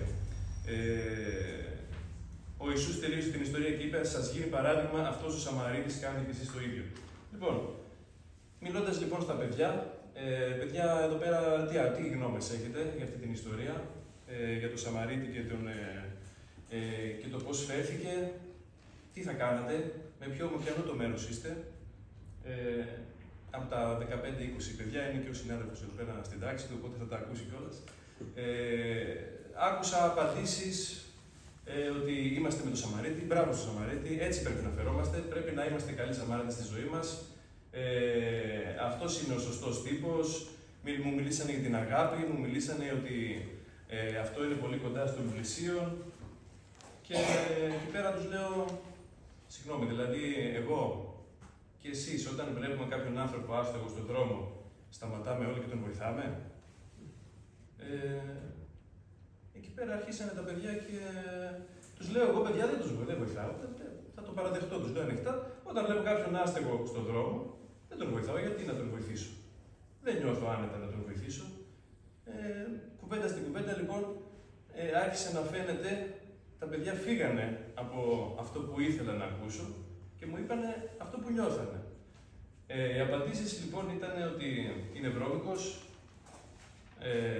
οι απαντήσεις ήταν ότι μπορεί να με κολλήσει, μπορεί να με ληστέψει, μπορεί να κάνει επίτηδες τον άστιγο για να με κοροϊδέψει, να μου πάρει τα χρήματα. Δεν πάει να βρει καμία δουλειά. Γιατί δεν πάει να βρει καμία δουλειά αυτός ο άνθρωπος? Γιατί, αυτό που σου έλεγα, Αντρέα, γιατί να πάει και να ζητιανέψει μπροστά μας? Δεν μας αρέσει να τον βλέπουμε εκεί πέρα που εμείς βγαίνουμε από το σούπερ μάρκετ ή εκεί πέρα που περπατάμε στο πάρκο. Και επίσης επίσης μου είπε και ένα παιδί, δεν μου αρέσει να τον βλέπω κύριε, μου προκαλεί άσχημα συναισθήματα γιατί σκέφτομαι, φοβάμαι ότι θα μπορούσαν να είναι και οι γονείς μου έτσι, θα μπορούσαν να είμαστε και εμείς στη θέση. Λοιπόν, εδώ πέρα έχω εγώ δύο επιλογές σαν εκπαιδευτικός. Από η μία φωνή που έρχεται από το παρελθόν, έρχεται από έναν τύπο κατήχησης, ο οποίος εμένα προσωπικά μου είναι γνώριμος, από τα κατηχητικά, από την εστία, από κηρύγματα. Τι είναι αυτά που λέτε, παιδιά? Εσείς δεν είστε καλοί χριστιανοί. Αυτά που λέτε είναι αντιχριστιανικά, να τους το πω με έναν τρόπο να τα μαλώσω. Αυτό που μου λέγανε ήταν ας πούμε, αυτό που θα ονομάζω και στη συνέχεια ήταν τα σκοτάδια τους. Αυτό που μου φέρανε ήταν οι αρνητικές πλευρές τους, οι δυσάρεστες πλευρές τους. Και εγώ φυσικά είμαι μια μορφή εξουσίας εκείνη τη στιγμή που τους το λέω αυτό. Όπως μορφές εξουσίας στη ζωή τους θα βρεθούν πάρα πολλές. Υπάρχει και ένας άλλος δρόμος για μένα. Αυτό το οποίο μου φέρνουν τα παιδιά, να το δεχτώ. Να τους πω, κατανοώ απόλυτα αυτά που μου λέτε. Είναι ανθρώπινα αυτά που μου λέτε. Είναι πολύ φυσιολογικό να αισθάνεσαι φόβο για αυτόν τον άνθρωπο. Είναι πολύ φυσιολογικό ίσως να αισθάνεσαι αηδία για αυτόν τον άνθρωπο. Είναι ανθρώπινες καταστάσεις. Είναι πολύ σημαντικό να φοβάσαι ότι μπορεί και εσύ να καταλήξεις έτσι. Πάμε όμως και λίγο τώρα να δούμε, έχουμε την επιλογή να αισθανόμαστε, έχουμε την επιλογή να το επεξεργαστούμε. Εδώ πέρα μπαίνει η λογική. Να δούμε τι είναι αυτό που μας προκαλεί όλες αυτές τις αγκυλώσεις. Τι είναι όλες αυτές οι μικρές, δηλαδή αυτές οι μικρές αγκυλώσεις πώς μπορούμε να τις καταπολεμήσουμε? Με τη λογική. Αποδέχομαι αυτό που μου λες, αποδέχομαι αυτό που είσαι, αλλά πάμε να δούμε και λίγο έναν άλλο δρόμο. Κατά τη γνώμη μου, λοιπόν, εδώ πέρα έρχονται οι 4 τύποι αυτή θρησκευτικότητας που αναλαμβάνει, που μας αναλύει ο Ανδρέας. Κατά τη γνώμη μου, λοιπόν, και έτσι όπως το σκέφτηκα, ο τρόπος που είναι ένα στεγνό κήρυγμα, ένας συντακτισμός και έχει από πάνω ένα τεράστιο πρέπει, εκείνη τη στιγμή βάζουμε ένα χ στο σκοτάδι, στο ασυνείδητο των παιδιών. Να πούμε εδώ πέρα ότι το ασυνείδητο περιλαμβάνει τα ένστικτά τους, περιλαμβάνει τα συναισθήματά τους που έχουν μέσα ενοχή, έχουν φόβο. Έχω την επιλογή να τους βάλω ένα μεγάλο χ εκεί πέρα, να τους πω αυτό που κάνετε, αυτό που μου λέτε δεν είναι σωστό. Είναι σαν να τους λέω ότι αυτή η φύση σας, αυτό που μου φαίνεται αυτή τη στιγμή είναι και αμαρτωλό. Άρα να ταυτίζω ένα κομμάτι το οποίο είναι ανθρώπινο, είναι δικό τους, ο Θεός μας έχει φτιάξει έτσι, να το ταυτίσω με την αμαρτία. Να φορτώσω ενοχή σε αυτή την ανθρώπινη πλευρά, γιατί τα παιδιά, τα οποία δεν είναι χαζά, θέλουν να τα αγαπάνε, τι θα κάνουν μετά? Θα μου δείξουν εμένα τον καλό τους σε αυτό. Θα γίνουν τα καλά παιδιά, θα φτιάξουν ψυχολογικά έναν ψευδή εαυτό. Δεν θα μιλήσω με όρους γενικά ψυχολογικούς, απλά αναφέρω αυτό. Θα φορέσουν μια ωραία τη μάσκα στην κοινωνία και αυτό θα μάθουν και στη ζωή τους να κάνουν αργότερα.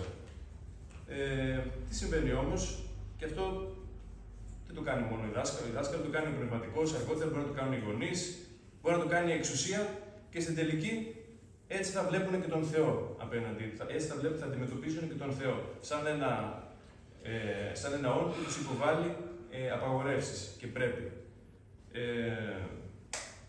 Ένας ενήλικας όμως, ο οποίος θα αρνηθεί όλο αυτό το σκοτάδι, όλο αυτό το σκοτεινό εαυτό, αυτό που μας κάνει εν μέρει και ανθρώπους, γιατί νομίζω ότι δεν είμαστε θεοί, ένας ενήλικας που θα αρνηθεί αυτό το σκοτάδι, δεν συνειδητοποιεί και την ευαλωτότητά του. Δεν συνειδητοποιεί αυτές τις πλευρές του. Ένας τέτοιος ενήλικας. Πες μου. Μια παρένθεση. Φυσικά. Μην το ξεχάσω. Θεωρώ ότι ακριβώς αυτή η άρνηση αυτού του σκοταδιού είναι και αυτό που παρακινεί πάρα πολλούς. Εντάξει, σε αυτές τις ακραίες επιθέσεις για την πινακοθήκη τώρα που μιλάμε, έτσι. Δηλαδή αυτό το σκοτάδι που φοβίζει είναι μέσα μας, θέλουν να το καταστρέψουμε. Γιατί ακριβώς η τέχνη λειτουργεί ως αντανάκλαση.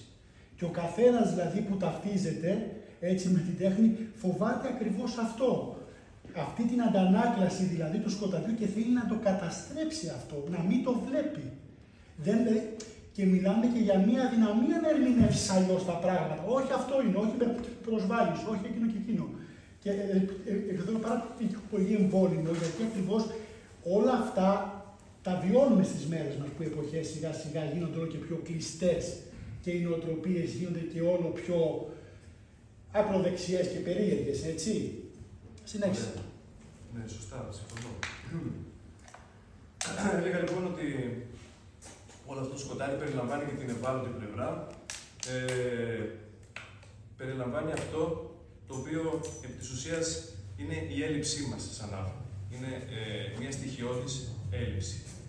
Και το να μην αναγνωρίσει ένας ενήλικας πλέον άνθρωπος τη στοιχειώδη έλλειψή του, τον οδηγεί σε αυτά που λέγαμε πριν, σε μια αίσθηση πιθανώς παντοδυναμίας. Είναι αυτό που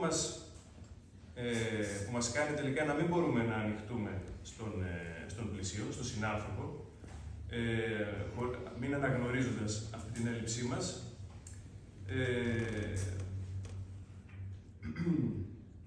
Εδώ πέρα μπαίνουν οι τύποι όλοι αυτοί της θρησκευτικότητας.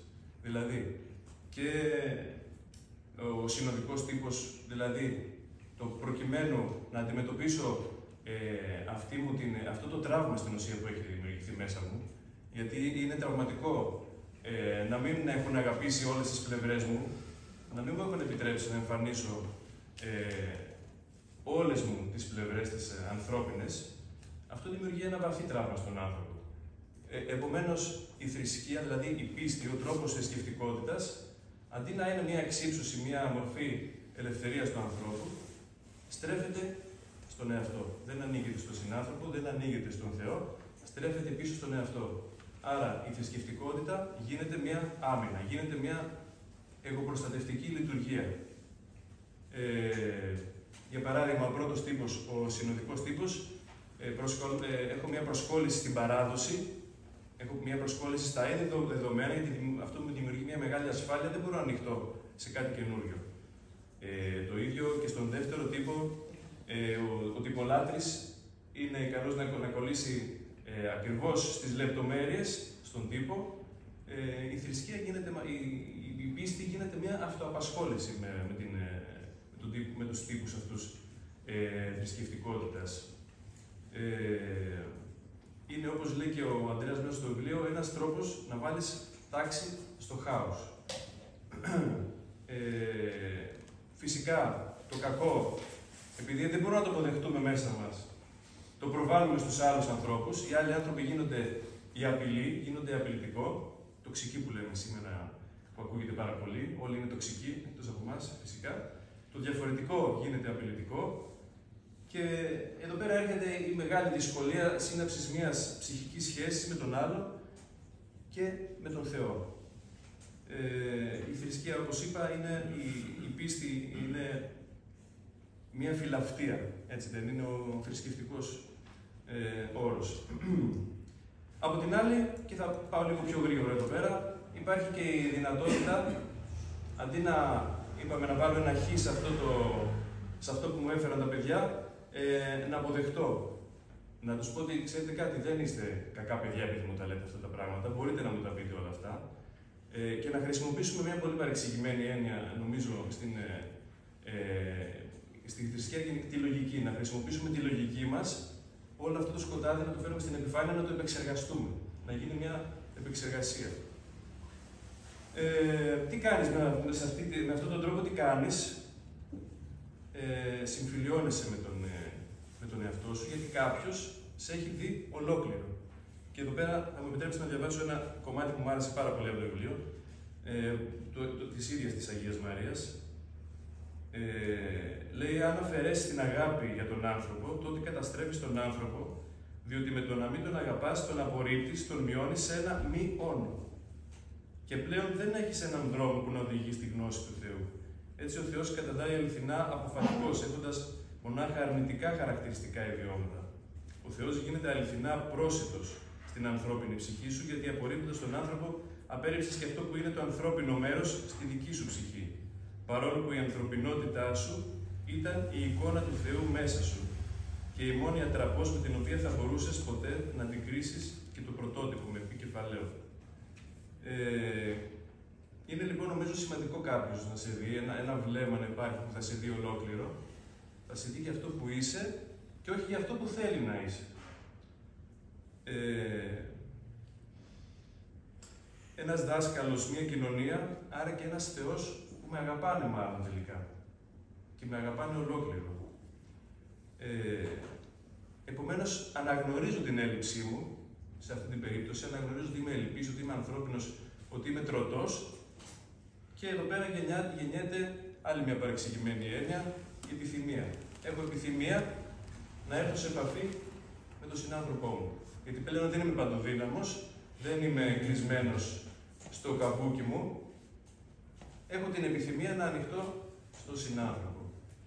Δηλαδή όλο αυτό που με τους 4 τύπους ξέχασα πριν να αναλύσω, είπα για τους 2, δεν ανέφερα τον ασκητισμό, άλλος ένας τρόπος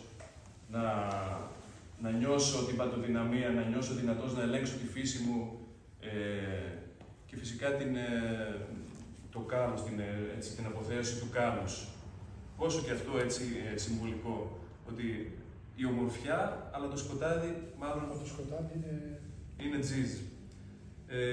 Αποκλειόμενος άλλος, Ο αποκλειόμενος άλλος, ναι. Αποκλειόμενος άλλος. Άρα, η αναγνώριση της έλλειψης δημιουργεί στον άνθρωπο την επιθυμία ανοίγματος στον άλλο και στον ίδιο τον Θεό. Την ανάγκη για μια διαψυχική επικοινωνία. Το κακό ξαφνικά δεν είναι ο άλλος, δεν είναι εκτός μου, δεν είναι τα τέρατα, δεν είναι ο διάβολος, δεν είναι εκεί έξω. Το κακό μπορεί και να βρίσκεται εντός μου.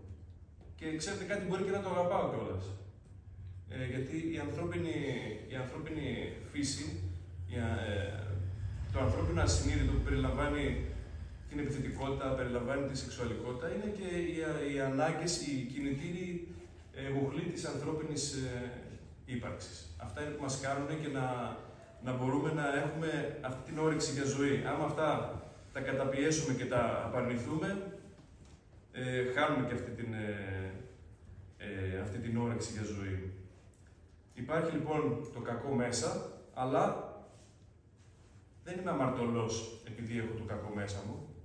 Αμαρτία δεν είναι ο τρόπος που με έφτιαξε ο Θεός. Αμαρτία είναι να επιλέξω εγώ να παραδοθώ σε κάποια ίσως... Έλα. Είναι σημαντικό. Αυτό εντάξει. Ναι, αμαρτία λοιπόν δεν είναι ο τρόπος που είμαι. Αμαρτία είναι να επιλέξω εγώ να παραδοθώ σε κάποια κατώτερα ένστικτα, να παραδοθώ, να κλειστώ στον εαυτό μου στην ουσία εδώ πέρα, έτσι. Εδώ πέρα, Αντρέα, θα ήθελα λίγο παραπάνω να το αναπτύξεις αυτό για να μην μακρηγορήσω. Πολλά θα ήθελες. Ναι. Ποιος ευκαιρεί όμως. Η θρησκεία λοιπόν εδώ πέρα εμφανίζεται, η πίστη δηλαδή εμφανίζεται ως ένα άνοιγμα, ελευθερία και πραγματική σχέση. Επομένως, φεύγουμε από τους τύπους παραμόρφωσης του ευαγγελικού είδους και ερχόμαστε στον ευαγγελικό τύπο. Είναι μια ταπεινή δικιά μου πρόταση, ότι δηλαδή η κατήχηση θα μπορούσε να σταματήσει να είναι ένα ατελείωτο πρέπει. Είναι δικιά μου, Αντρέα, και αν φυσικά, επειδή ο Αντρέας μου το επέτρεψε να κάνω μια πιο προσωπική τοποθέτηση, ότι η κατήχηση θα μπορούσε να μην είναι ένα στεγνό πρέπει και ένας ατελείωτος κατάλογος από κανόνες, αλλά να ξεκινάει με αυτό, με την αναγνώριση του απέναντί μας, του πλησίον μας, στην ολότητά του. Εδώ πέρα έχουμε μια πίστη ως άνοιγμα, ελευθερία στον άνθρωπο, θυσιαστική αγάπη, ζωτικότητα, χαρά, κοινωνία. Το άτομο είναι ελεύθερο, κοινωνικό, ακομπλεξάριστο, μη συμβιβασμένο, όπως ήταν και η ίδια η Αγία Μαρία. Οι άλλοι τύποι θρησκευτικότητας, οι παραμορφώσεις, αντιθέτως, οδηγούν, είπαμε, σε μια θρησκεία σαν αυτοαπασχόληση, σαν έναν εγωκεντρισμό, σε μια βαθιά μοναξιά. Πες μου. Αυτό ακριβώς. Το ακομπλεξάριστο και όλα αυτά, και το ελεύθερο και όλα αυτά, όχι μόνο δεν πάνε κόντρα στη θυσιαστική της ζωή, ίσα-ίσα, γι' αυτό ήταν τόσο δοτική Γιατί δεν ξεκινούσε από ένα υπερεγώ σαδιστικό. Έτσι. Σαν να λες ότι είχε να δώσει, μπορούσε να δώσει. Ναι, ήταν η αυθεντική έφραση, ποια ελευθερία της, αυτός ποιοι γινόταν τόσο αυθεντικά. Ναι. Κατά τη γνώμη μου και κλείνω, η πίστη δεν είναι δυνατόν να οδηγήσει ένα άτομο μόνο, απομονωμένο, φοβισμένο, νευρωτικό στην ουσία και εύκολο να χειραγωγηθεί και από την κάθε εξουσία. Η Αγία Μαρία δεν ήταν σε καμία περίπτωση αυτό το άτομο, ήταν η χαρά της ζωής, ήταν μια Λένα όπως την παρουσιάζει ο Ανδρέας μέσα και πραγματικά ας πάρουμε παράδειγμα από το βίο της και τη σκέψη της. Ευχαριστώ.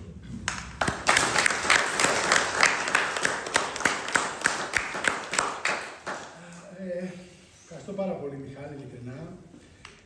Βασικά,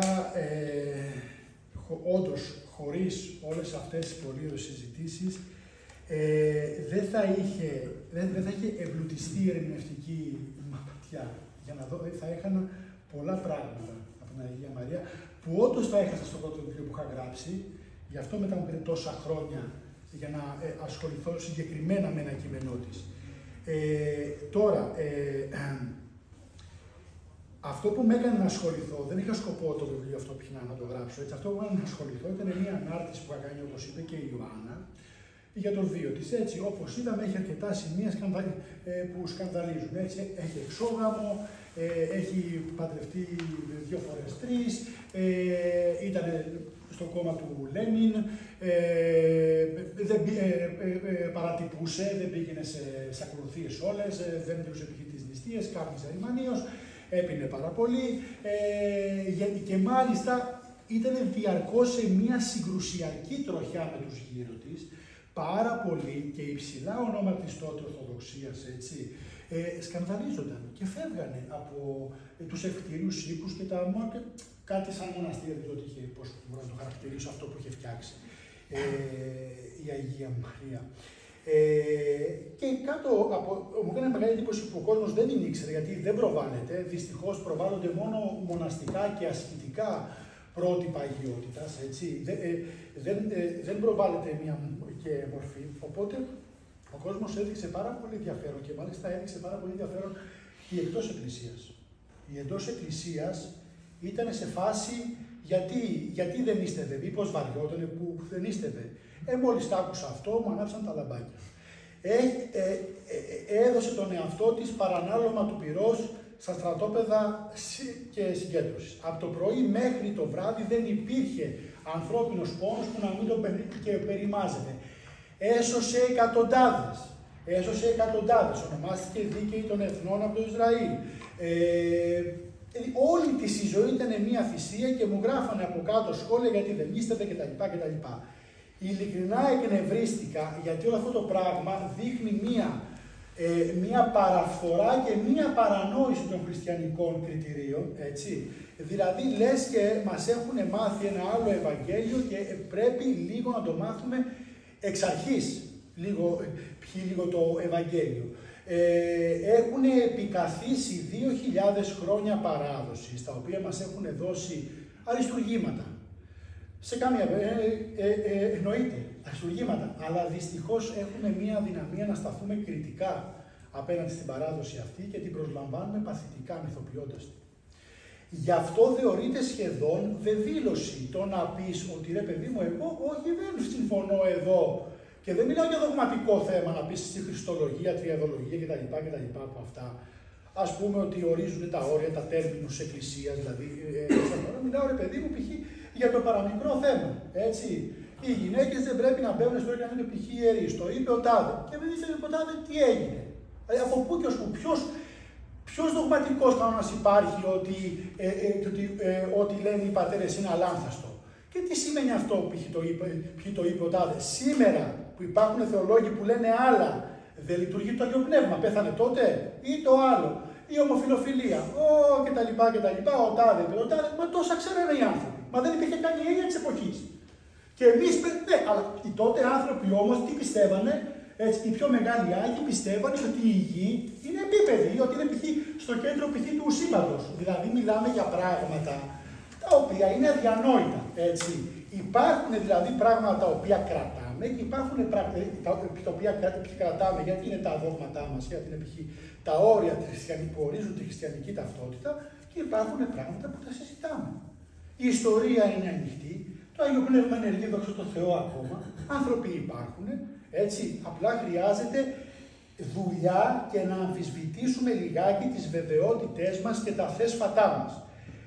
Χρησιμοποίησα για αυτό το βιβλίο, αυτή ήταν η αφορμή που το έγραψα, χρησιμοποίησα για αυτό το βιβλίο πάρα πολύ και λίγο κοινωνιολογία και λίγο πολιτική φιλοσοφία, αλλά πάρα πολύ την ψυχανάλυση.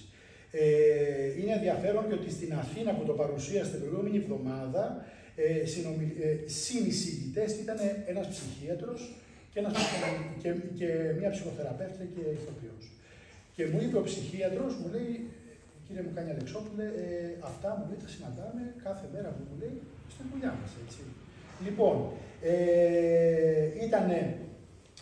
οπότε δηλαδή είναι πράγματα τα οποία μας αφορούν άμεσα.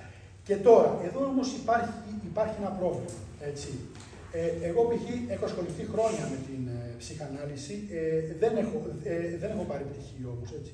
Οπότε καθησυχάστηκα μόλις και ο πατήρ Βασίλειος, ο πιο θερμός που είναι στο Χάρβαρντ ψυχίατρος, μου είπε, έγραψε π.χ. επενετικά λόγια κτλ. Όπως και οι άλλοι που το έδωσα σε ειδικούς ψυχικής υγείας, έτσι. Λοιπόν, πρέπει όμως π.χ. να διευκρινίσω κάτι. Για ποιο λόγο χρησιμοποιούμε την ψυχανάλυση? Δηλαδή υπάρχει, ειδικά στις μέρες μας, υπάρχει έτσι, ένας πολύ πρόχειρος τρόπος που χρησιμοποιείται η ψυχανάλυση σε θρησκευτικά βιβλία. Έτσι. Δεν είμαι καθόλου αντίθετος στον διάλογο των δύο επιστημονικών πεδίων, αλλά όμως για να γίνει διάλογος πρέπει πρώτα να υπάρχει σαφέστατη διάκριση. Εντάξει, πρέπει να διακρίνουμε, γιατί πολλές φορές χρησιμοποιούνται ιδιαίτερα στα εκλαϊκευμένα βιβλία, χρησιμοποιούν πρόχειρα την ψυχολογία σαν μια μορφή κοινή σοφία, σαν μια μορφή δυτικού ζεν. Δηλαδή, ενώ η ψυχανάλυση και η ψυχιατρική είναι σαφέστατα ορισμένα πεδία. Οπότε πρέπει λιγάκι να. Αυτό θέλω να κάνω εγώ λιγάκι σήμερα, ώστε να δώσω ένα χαλί, ένα καμβά, ένα καμβά αν θέλετε, και αν δεν θέλετε, θα το δώσω. Ένα πλαίσιο έτσι για το βιβλίο. Τα πιο επίμονα και τα πιο δύσκολα είδωλα είναι τα ιερά είδωλα. Και πολλές φορές ο Θεός, ακριβώς επειδή είναι υπερβατικός και ακριβώς επειδή δεν είναι αισθητηριακό αντικείμενο, έτσι, και δεν εμπίπτει στις αισθητηριακές θα λέγαμε, όχι εμπειρικές, γιατί υπάρχει και βίωση, αισθητηριακές προσλαμβάνουσές μας, όπως το τραπέζι, για παράδειγμα, ακριβώς μπορεί να χρησιμοποιηθεί από εμάς ως μία οθόνη που θα προβάλλουμε εκεί τα πάντα. Τον μπαμπά που δεν είχαμε, τον μπαμπά που θέλουμε να έχουμε, τη μαμά που θέλαμε να έχουμε, τη μαμά που δεν είχαμε, τις ανάγκες μας κτλ. Οπότε κάλλιστα μπορώ να φτιάξω αυτό που λέγεται εθελοθρησκεία. Έτσι, μία εθελοθρησκεία, δηλαδή μία θρησκεία που στην ουσία θα νομίζω ότι πιστεύω, αλλά εν τέλει θα είναι μία προέκταση του εαυτού μου. Στην ουσία θα συνδιαλέγομαι όχι με τον Θεό, αλλά με τον εαυτό μου. Θα το δώσω αυτό με ένα πολύ ωραίο βιωματικό αληθινό παράδειγμα, έτσι, για να δούμε λοιπόν πώς μπορεί να λειτουργήσει αυτό και στη ζωή. Ένα παιδί λοιπόν στην εφηβεία του, ήταν λοιπόν στο Λύκειο και ξαφνικά πρώτη με Δευτέρα Λυκείου, αρχίζει και νιώθει μία έντονη έλξη για το μυστηριώδες, το αλόκοσμο κτλ. Αρχίζει να ψάχνει διάφορα βιβλία, λογοθρησκείας, πνευματικότητας, που ήταν σε έξαρση τότε. Αρχίζει λοιπόν να ψάχνει, αρχίζει να απομονώνεται, θυμάμαι, με τις ώρες. Μου είχε πει με τις ώρες, πήγαινε στα μορφή διαλογισμού, δεν θυμάμαι π.χ. τι έκανε, έτσι, σε δάση κτλ. Και ένιωθε μέσα του μία πάρα πολύ έντονη ανάγκη να στραφεί λοιπόν προς τον Θεό. Τέλος πάντων, όντως πάει και βρίσκει, μπαίνει σε μια χριστιανική ομάδα, πάει και βρίσκει έναν πνευματικό κτλ. Και προσπαθεί να ακολουθήσει, να μπει σε ένα πνευματικό έτσι, πρόγραμμα. Λοιπόν, σε μία δόση λοιπόν στην προσευχή του, αφού έχει μπει για κάποιους μήνες στην ομάδα αυτή, στην προσευχή του αρχίζει να αναλύεται σε δάκρυα. Να νιώθει ένα πράγμα λες και ανοίγει η καρδιά του. Εντάξει.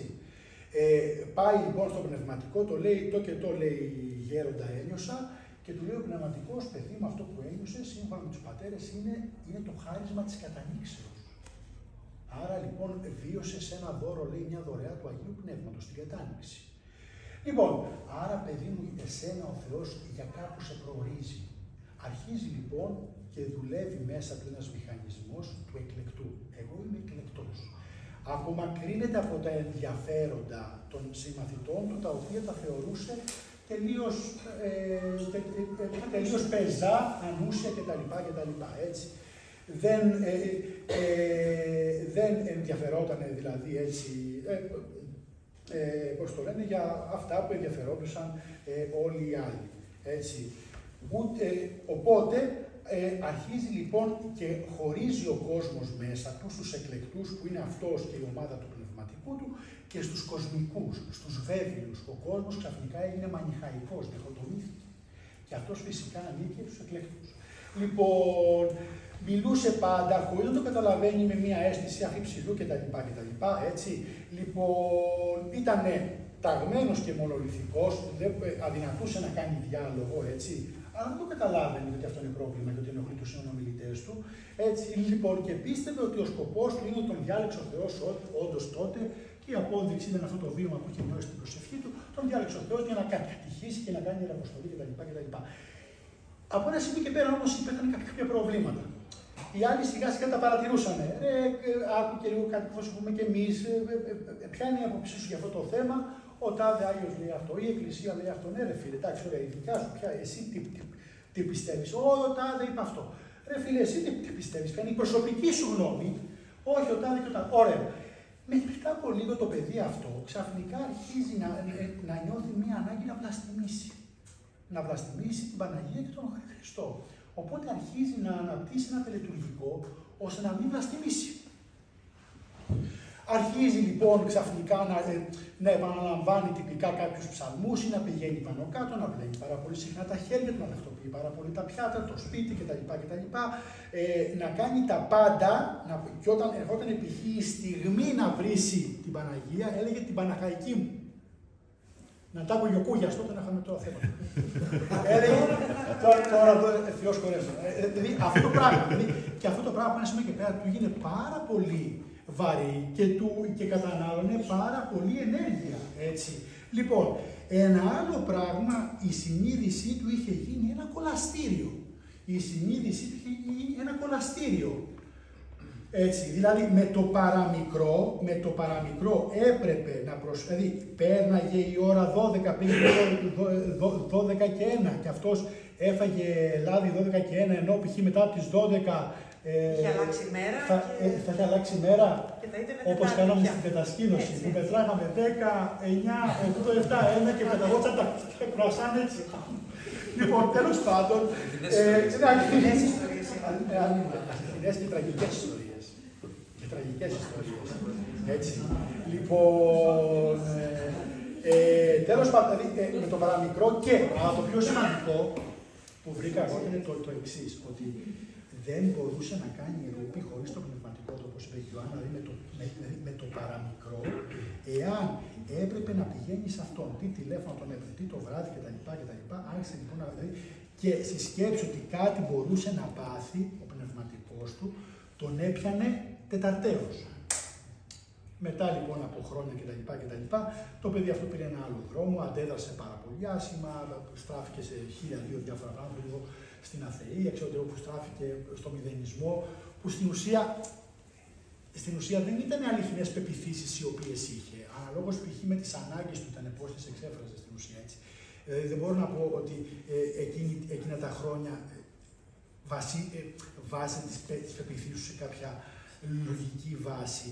ήταν η ανάγκη του. Και μετά από πολλά χρόνια, μετά από μια πολύ επίπονη πορεία, μου λέει, ρε Ανδρέα, μου λέει, πραγματικά είναι οδυνηρό κάποια στιγμή να συνειδητοποιήσω ότι τόσα χρόνια που νόμιζες ότι πιστεύεις π.χ. στο Χριστό ή πιστεύεις αυτό, στο τάδε, στο κόμμα του πιστεύεις, τόσα χρόνια πουθενά δεν πιστεύεις. Υπήρχαν άλλες δυνάμεις από πίσω που σε κινητοποιούσαν και στην ουσία παίζανε θέατρο με τον ίδιο σου τον εαυτό. Λοιπόν, οπότε λοιπόν εδώ το παιδί αυτό, άμα το ρώταγες, θα σου έφερνε και πατερικά χωρία και γεωγραφικά χωρία, η λειτουργική του ζωή ήταν αδιάλειπτη, δεν είχαν εξομολόγηση, δεν είχαν θεία κοινωνία κτλ. Δηλαδή όλα ήταν, άμα έπαιρνες δηλαδή ένα κατάλογο με αυτά που πρέπει να κάνει ο χριστιανός, με αυτό το πρέπει, όλα ήταν τσεκ, έτσι. Αμέλα όμως που ήταν ένα κενό κέλυφος, έλα όμως που άλλες ανάγκες το παιδί αυτό αναζητούσε. Τέλος πάντων, προημερών λοιπόν ήρθε στο χέρι μου το βιβλίο του ενός πολύ μεγάλου που την γενέβη αυτός, ο Σάββας ο Σαββόπουλος, πολύ μας πιο ψυχαναλυτής, που θέλω να διαβάσω κάτι. Το παιδί αυτό, θυμηθείτε, ένιωθε κατάνοιξη και προσπαθούσε πάρα πολύ, γιατί όταν ένιωθε π.χ. κατάνοιξη μου είχε πει ότι λες και χανόταν όλος ο κόσμος. Λες και ό,τι προβλήματα είχα μέσα μου, ό,τι διχασμούς είχα, ό,τι αμφιβολίες, ξαφνικά εξαφανιζόντουσαν. Λες και είμαι πάνω από τα κοινά προβλήματα π.χ. του κόσμου. Ζω σε μια τέλεια απλότητα, σε μια αίσθηση ενότητας. Δηλαδή δεν βίωνε την ανθρώπινη π.χ. συνθήκη. Και είχε γίνει μάστερ στην αφιποβολή. Ακολουθούσε, μου είχε πει, θυμάμαι, το πρόγραμμα της προσευχής του που ξεκινούσε σχεδόν από το απόγευμα μέχρι το βράδυ, πώς θα μπορέσει να μιμηθεί αυτό το αίσθημα κατάνοιξης, να ήταν σαν μια απελευθέρωση. Έτσι, από τις μέσα του συγκρούσεις όμως. Για τα λειτουργία κιόλας, έτσι. Μπράβο, γι' αυτό επιμένει, δηλαδή, και πραγματικά στην εποχή της κιόλας, με μια τρομερή διεισδυτικότητα ότι εν τέλει ο τελετουργικός τύπος προσπαθεί να δαμάσει το μέσα του χάους. Γιατί για μέσα του χάους μιλάμε. Για μέσα του χάους, δηλαδή το παιδί αυτό που του σκιζότανε, έτσι, πραγματικά και όλο αυτό το πράγμα δεν μπορούσε να το διεργαστεί, να το επεξεργαστεί και γι' αυτό να ζητούσε κάτι το υπερκόσμιο. Λοιπόν, διαβάζω λοιπόν αυτό λοιπόν το κομμάτι που είναι πάρα πολύ ενδιαφέρον. Λέει ο Σάββας ο Σαββόπουλος, λέει το έμβριο δεν γνωρίζει ούτε επιθυμίες, ούτε συγκρούσεις, ούτε φθόνο, ούτε ανάγκες. Οι τελευταίες, λέει, ικανοποιούνται από τη μητέρα, που λειτουργεί, λέει, φυσιολογικά και της οποίας την ύπαρξη αγνοεί το έμβριο. Γεγονός που φανταζόμαστε του δίνει την αίσθηση της πληρότητας, της μοναδικότητας, της τελειότητας. Αυτήν την αίσθηση θα την κρατήσει νοσταλγικά. Ίσως σε αυτόν τον τόπο της αληθινής ευτυχίας να αναφέρονται οι μεγάλες ανθρώπινες μυθοπλασίες, όπως η χρυσή εποχή του Ησίωδου, όπου οι άνθρωποι ζούσαν σαν θεοί, ή ο βιβλικός παράδεισος που χάθηκε. Όταν το έμβριο αποχωρίζεται από τη μητέρα του, ουσιαστικά εγκαταλείπει σε αυτήν και ένα κομμάτι του ίδιου του εαυτού, τον πλακούτα και τον αμμιακό σάκο. Καθώς στερείται... θέλω τον αμμιακό μου σάκο πίσω, Καθώς στερείται ευνίδια από τον ομφάλιο λόρο και το αμμιακό υγρό, θα ψάξει να βρει μια νέα ζωογόνο πηγή τροφοδοσίας. Αρχίζει λοιπόν να αναπνέει για να πάρει οξυγόνο, το οποίο στην ενδομήτρια ζωή του έπαιρνε από το αίμα. Το κλάμα του αποτελεί και την πρώτη εκπνοή του και δηλώνει ότι η αναπνευστική λειτουργία μπήκε σε κίνηση.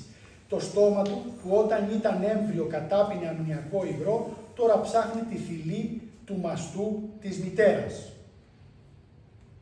Μαστού. Μην γελάς. Μαστού. Της μητέρας ή κάποιου υποκατάστατου και μετά τον αντίχειρα για να μαλακώσει το αίσθημα της πρώτης μοναξιάς. Η ζωή του πια εξαρτάται από κάποιον άλλον, που ποτέ δεν καλύπτει απόλυτα τις ανάγκες του.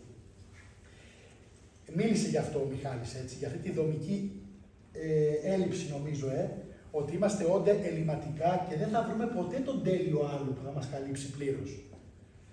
Όχι εσύ αγάπη. Πρόκειται για τον πρώτο αποχωρισμό, για την πρώτη αίσθηση μοναξιάς. Το μωρό με τη γέννηση εγκαταλείπει τον ενδομήτριο κόσμο, ο οποίος χαρακτηρίζεται από την έλλειψη της βαρύτητας και φτάνει σε έναν κόσμο που νιώθει το σώμα του να έχει βάρος. Αστροναύτες στο διάστημα και δίτες σε μεγάλο βάθος της θάλασσας μιλούν για την άφατη χαρά που νιώθουν όταν βρεθούν σε καταστάσεις όπου απουσιάζει η αίσθηση της βαρύτητας. Μάλιστα ο δίτης σε μεγάλα βάθη συνοδεύεται από κάποιον άλλον δίτη για να μην αφαιθεί να αποπλανηθεί από τις ειρήνες, το οποίο το ονομάζουν οι ναυτικοί ναρκωτικό των βυθών, την έλλειψη βαρύτητας και χαθεί για πάντα στα βάθη των θαλασσών. Παρότι έχει συνείδηση του τι θα συμβεί αν αφαιθεί και δεν επιστρέψει στην επιφάνεια της θάλασσας, είναι τέτοια η εφορία του που μπορεί να χαθεί στη μήτρα της γήινης ζωής. Πολλές φορές δηλαδή αυτές οι καταστάσεις, έτσι, ειδικά αυτή δηλαδή η ανάγκη μας για την κατάνοιξη για τα έντονα θρησκευτικά βιώματα κτλ. Ή η προσκόλληση σε κάποιο πνευματικό, η προσκόλληση εννοώ που χωρίς να υπάρχει το στοιχείο της διάκρισης που να σου απορροφά την προσωπικότητα, μπορεί να είναι μία αναζήτηση αυτών των μνημονικών ιχνών που αφήνει αυτή η ενδομήτρια απεχή ζωή. Μία κατάσταση πλήρους ανοριμότητας, που το εγώ και το εσύ χάνεται, οπότε προφανώς δεν υπάρχει αγάπη, γιατί για να υπάρξει αγάπη πρέπει να υπάρξει διάκριση, έτσι, και μία κατάσταση ανίποτης τελειότητας. Και πολλές φορές... Και αυτάρκειας. Και αυτάρκειας. Βασικά είναι ακριβώς το σχήμα του κύκλου και δεν μπορεί να δεχτεί αυτό ότι ο άλλος, ότι γι' αυτό τέτοιοι άνθρωποι συνήθως όταν θέλουν να ψάχνουν για μια κοπέλα αργότερα ή για ένα αγόρι, έχουν τελείως εξειδανικευμένα και αντιρεαλιστικά πρότυπα, γιατί ακριβώς θέλουν αυτό το τέλειο μέσα που τους καλύψει τα πάντα, που θα ξεχάσετε στην ουσία ότι είναι και αυτή η ανθρώπινα όντα και ότι έχουν και αυτοί οι ανάγκες και ελλείψεις. Και ότι σε αυτήν τη ζωή μέχρι να έρθει η Βασιλεία του Θεού δεν υπάρχει αυτή η τελειότητα. Είναι πολύ σημαντικό αυτό ότι πρέπει να συμβιβαστούμε με τη δομική μας έλλειψη. Ότι είμαστε άνθρωποι. Ότι είμαστε άνθρωποι. Αυτό που έλεγε ο Ειρηναίος. Είμαστε θνητά όντα, είμαστε άνθρωποι και ο Θεός είναι Θεός. Αυτή είναι η σοφία η πρώτη. Γι' αυτό μέσα στην Αγία Μαρία λείπει σχεδόν η αυτονομησία. Δηλαδή η γυναίκα αυτή ήταν αυτό που λέμε ένα απολογέτη. Δεν θα δεις μέσα αυτό το πράγμα το «Ω Θεέ μου, σχώρα με τον ποιοι μέχρι το βράδυ, ποιοι τη μετάνοια κτλ. Όχι, δεν αναγνώριζε ποιοι τα λάθη της. Αλλά δεν βλέπεις αυτό που είπε, αυτό το πρέπει να καλύπτει όλο της τον αυθορμητισμό. Θα θυμώσει, θα κάνει, θα ράνει φυσιολογικά πράγματα. Γιατί έχει δεχθεί ότι είναι άνθρωπος, έτσι. Έχει δεχθεί ότι είναι άνθρωπος. Και από εκεί και πέρα βέβαια προχωράει σε αυτό το οποίο έγινε. Οπότε λοιπόν χρησιμοποιώ πάρα πολύ εδώ την ψυχολογία, γιατί πολλές φορές ακριβώς η θρησκεία μπορεί να χρησιμοποιηθεί ως ένα καταφύγιο για το άγχος της ελλειμματικότητάς μας και για το άγχος του θανάτου μας. Οι θρησκείες και οι ιδεολογίες είναι προνομιακά πεδία διαχείρισης του άγχους του θανάτου και της ελλειμματικότητας, οπότε πολλές φορές που είναι και ανθρώπινο. Αρκεί να έχουμε μία αυτοκριτική διάθεση και να το παραδεχόμαστε. Μπορεί να λειτουργήσουν ως αυτά τα καταφύγια. Έτσι. Και δυστυχώς όταν λειτουργούν έτσι, εννοώ ότι όλοι οι άνθρωποι έχουν την ανάγκη μας για ασφάλεια. Αλλά όταν αυτή η ανάγκη μας για ασφάλεια υπερκαλύπτει την άλλη ανάγκη που είναι η ανάγκη για εξατομίκευση. Σε αυτούς τους δύο πόλους κατά τον γυάλο παίζεται όλο το ανθρώπινο δράμα. Η ανάγκη για την εξατομίκευση, να βγω μπροστά μόνος μου ως μοναδική προσωπικότητα, που αυτό φοβίζει, γιατί έχει μοναξιά, έχει ελευθερία, μπορεί να κάνω λάθος, μπορεί να πέσω, οπότε γυρνάμε πίσω στον τύπο, ο τύπος δίνει ασφάλεια, η παράδοση δίνει ασφάλεια κτλ. Και από την άλλη όμως υπάρχει και ο φόβος της συγχώνευσης με ένα άλλο άτομο, έτσι, δηλαδή το να γίνεις ένα συγκίτιο, έτσι, με μία μήτρα, είτε ιδεολογική είτε θρησκευτική μήτρα. Οπότε σε αυτά τα δύο παίζεται όλη η ζωή μας. Και δεν είναι κακό να ζητάμε π.χ. την ασφάλειά μας, έτσι, Ακόμα και ο τύπος έχει μια λειτουργικότητα, έτσι. Αλλά όμως όλα αυτά να μην συμπνίγουν τελείως την ατομικότητα και τη μοναδικότητά μας, έτσι, που είναι βασικά χαρακτηριστικά του κατοικώνα, έτσι, και με το αυτεξούσιο. Οπότε λοιπόν γι' αυτό ακριβώς δεν χρησιμοποιώ π.χ. την ψυχανάλυση, γιατί θέλω να βγω τόσο πολύ σε ένα άλλο πεδίο, γιατί πιστεύω ότι πρέπει να κάνουμε αυτές τις διακρίσεις. Έτσι. Δηλαδή η ψυχανάλυση θεωρώ ότι πλέον έχει προχωρήσει αρκετά και η θεωρία της και μπορούμε να κάνουμε αυτές τις διακρίσεις ώστε να έχουμε αυτά τα αναστοχαστικά alert, έτσι, που να κάνουμε τις διορθωτικές κινήσεις. Έτσι, δηλαδή να έχουμε πάντα μια αυτοεπίγνωση. Λοιπόν, από εκεί και πέρα όμως υπάρχει, αφού λοιπόν υπάρχει ένα θέμα. Υπάρχει ένα θέμα που έχει με τη λογική.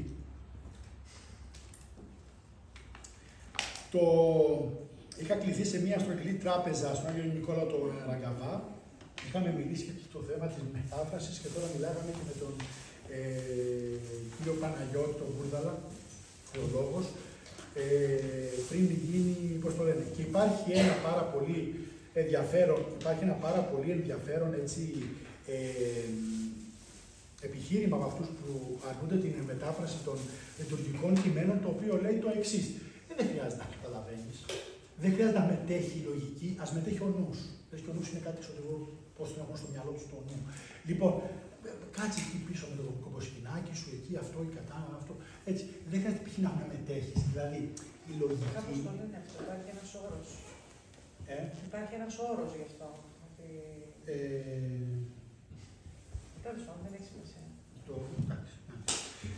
Λοιπόν, οπότε λοιπόν δηλαδή υπάρχει μια έντονη τάση καλλιεργημένη και δυστυχώς υπάρχει πάρα πολύ έντονη και στην Ορθοδοξία που καμιά φορά παρουσιάζεται σαν κάτι το folklore. Το μισοσκόταδο, το μοναστηράκι στον Άφωνα, έτσι μια της ηρεμίας. Εξάλλου πολλές μεταστροφές δυτικώς στην Ορθοδοξία έχουν γίνει για αυτόν τον λόγο, επειδή θέλουν να βρουν μια άλλη μορφή πνευματικότητας. Αυτή την ψυχική γαλήνη και την κατάνοιξη κτλ. Δεν έχουν τόσο πολύ σχέση, έτσι, με την συνειδητοποίηση του μηνύματος του Ευαγγελίου που έχουν και με αυτό, αλλά αυτό που τους ελκύει είναι αυτή η άλλη μυστικιστική πλευρά, είναι αυτή η ανατολική πλευρά του χριστιανισμού. Λοιπόν, υπάρχει το θέμα λοιπόν της λογικής. Μία θρησκευτικότητα χωρίς λογική είναι μία θρησκευτικότητα που δεν αναστοχάζεται, δεν συνειδητοποιείται, μένει στο συναίσθημα και δυστυχώς έχει φανατικές εκρήξεις. Το αναφέρει αυτό. Υπάρχει το θέμα της απόστασης, δηλαδή πρέπει να έχει η λογική και η κριτική σκέψη καλλιεργούν ακριβώς αυτή την απόσταση. Ότι δεν ταυτίζομαι, παίρνω και μία απόσταση. Δηλαδή, ο φανατικός, επειδή η λογική του σκέψη λιγάκι ατροφή, δεν έχει αυτή την ενδιάμεση απόσταση, ώστε δεν μπορεί να κάνει εύκολα ένα βήμα πίσω από τα επιχειρήματά του, από τις πεποιθήσεις του. Γι' αυτό με το που το αμφισβητείς, αμέσως το συναίσθημα εκρήγνεται και επιτίθεται. Γιατί δεν υπάρχει αυτός ο ενδιάμεσος χώρος, που είναι ένας χώρος ωριμότητας, που ώστε ρε παιδί μου να πει, «ΟΚ, ας κάνω και ένα βήμα πίσω». Έτσι. Υπάρχει ένα τέτοιο θέμα, έτσι, μιας και υπόθηκε π.χ. η λογική και η κριτική σκέψη, που η Αγία Μαρία την καλλιεργεί στο έπακρο. Ο Ευλόγιος την ήθελε, για παράδειγμα, να γίνει μια τυπική μοναχή που θα διαδώσει τη φιλοκαλία σε όλη τη Γαλλία. Δεν του έκανε ποτέ τη χάρη. Παρήκουσε στον πνευματικό της. Παρήκουσε στον ίδιο τον Ευλόγιο. Έτσι, και άλλα χτυπητά ονόματα, έτσι, δηλαδή ο Μπλουμ που ανέφερε είναι ένας γίγαντας της Ορθοδοξίας. Πέθανε, μιλάμε πια για γιγαντιαία και μεγέθη. Και όμως όχι. Θα έκανε αυτό το οποίο ήθελε αυτή π.χ. να κάνει, με κριτήρια. Που το κριτήριο ποιο ήταν, αυτή η αυτοθυσιαστική αγάπη. Επειδή τα καλύψανε πάρα πολύ καλά, εγώ θέλω να μείνω μόνο σε δύο σημεία τελευταία, ώστε να μην κουράσω άλλο και άμα θέλει κάποιος έτσι να κάνει και μία ερωτησούλα. Πριν από λίγο, εννοώ να κάνουν τις ερωτήσεις. Έτσι. Τουλάχιστον να ρωτήσουν. Έχουμε μία μισή ώρα που μιλάτε. Ακόμα 2 ωρίτσες. Λοιπόν, εντάξει. Υπόψη. Λοιπόν, εντάξει. Ωραία. Οπότε θα πω αυτά τα 2 τελευταία σημεία και για να το κλείσουμε πηγαίνει εδώ πέρα. Λοιπόν, πρώτον, έτσι, έχει καλλιεργηθεί έντονα ένα θρησκευτικό μοντέλο, ιδιαίτερα από τη δεκαετία του 60 και μετά, που θεωρεί την Εκκλησία ως θεραπευτήριο. Εδώ πάει και ο γεροντισμός που ανέφερε, νομίζω και οι δύο, το αναφέραν π.χ. προσκόλληση κτλ. Σε μια ομάδα χαρισματικών κτλ. Ωραία. Λοιπόν, αυτό λοιπόν ως θεραπευτήριο και μάλιστα πάρα πολύ πνευματική και δυστυχώς δεν υπάρχει κάποιος εισαγγελέας να πάνε να μαζέψει. Λένε π.χ. στα παιδιά δεν χρειάζεται να παίρνει τα ψυχοφάρμακά σου, τράβα στο Άγιο Πνεύμα. Ξέρω και εγώ τράβα κάνει μια νηστεία, έτσι. Εδώ κάνουν μέχρι και εξορκισμούς, τη σχιζοφρένεια. Και δεν υπάρχει ένας εισαγγελέας αυτούς τους ανθρώπους να πάζουν και μαζέψει, έτσι. Λοιπόν, μην παίρνει ψυχοφάρμακα, μην παίρνει τα αντικαθιστικά σου κτλ. Ωραία, δηλαδή εδώ, σε αυτό το σημείο θα βλέπετε πολύ να μπλέκει η ψυχολογία με την κακή έννοια που ανέφερα πριν. Αυτή λοιπόν η πνευματικότητα του θεραπευτηρίου, ότι η Εκκλησία είναι ένα θεραπευτήριο που θεραπεύουν τα πάθη μας, είναι αυτό. Αλλά δεν είναι πρωταρχικά αυτό. Δηλαδή, πρωταρχικά η Εκκλησία τι είναι? Είναι η ελπίδα της Αναστάσεως. Αυτό. Από εκεί και πέρα χτίζονται τα άλλα. Αλλά δεν μπορούμε να αφήσουμε τη βάση και να πάμε εμείς στο επικοδόμημα. Πνευματικότητα έχουν όλες οι θρησκείες. Όλες. Ειδικά και μάλιστα έχουμε πλέον και κοσμικές πνευματικότητες.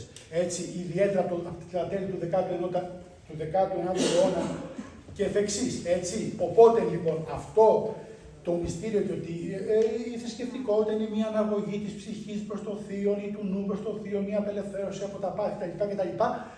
Προσέξτε εδώ ποια είναι η κίνηση. Η κίνηση είναι από πάνω προς τα κάτω.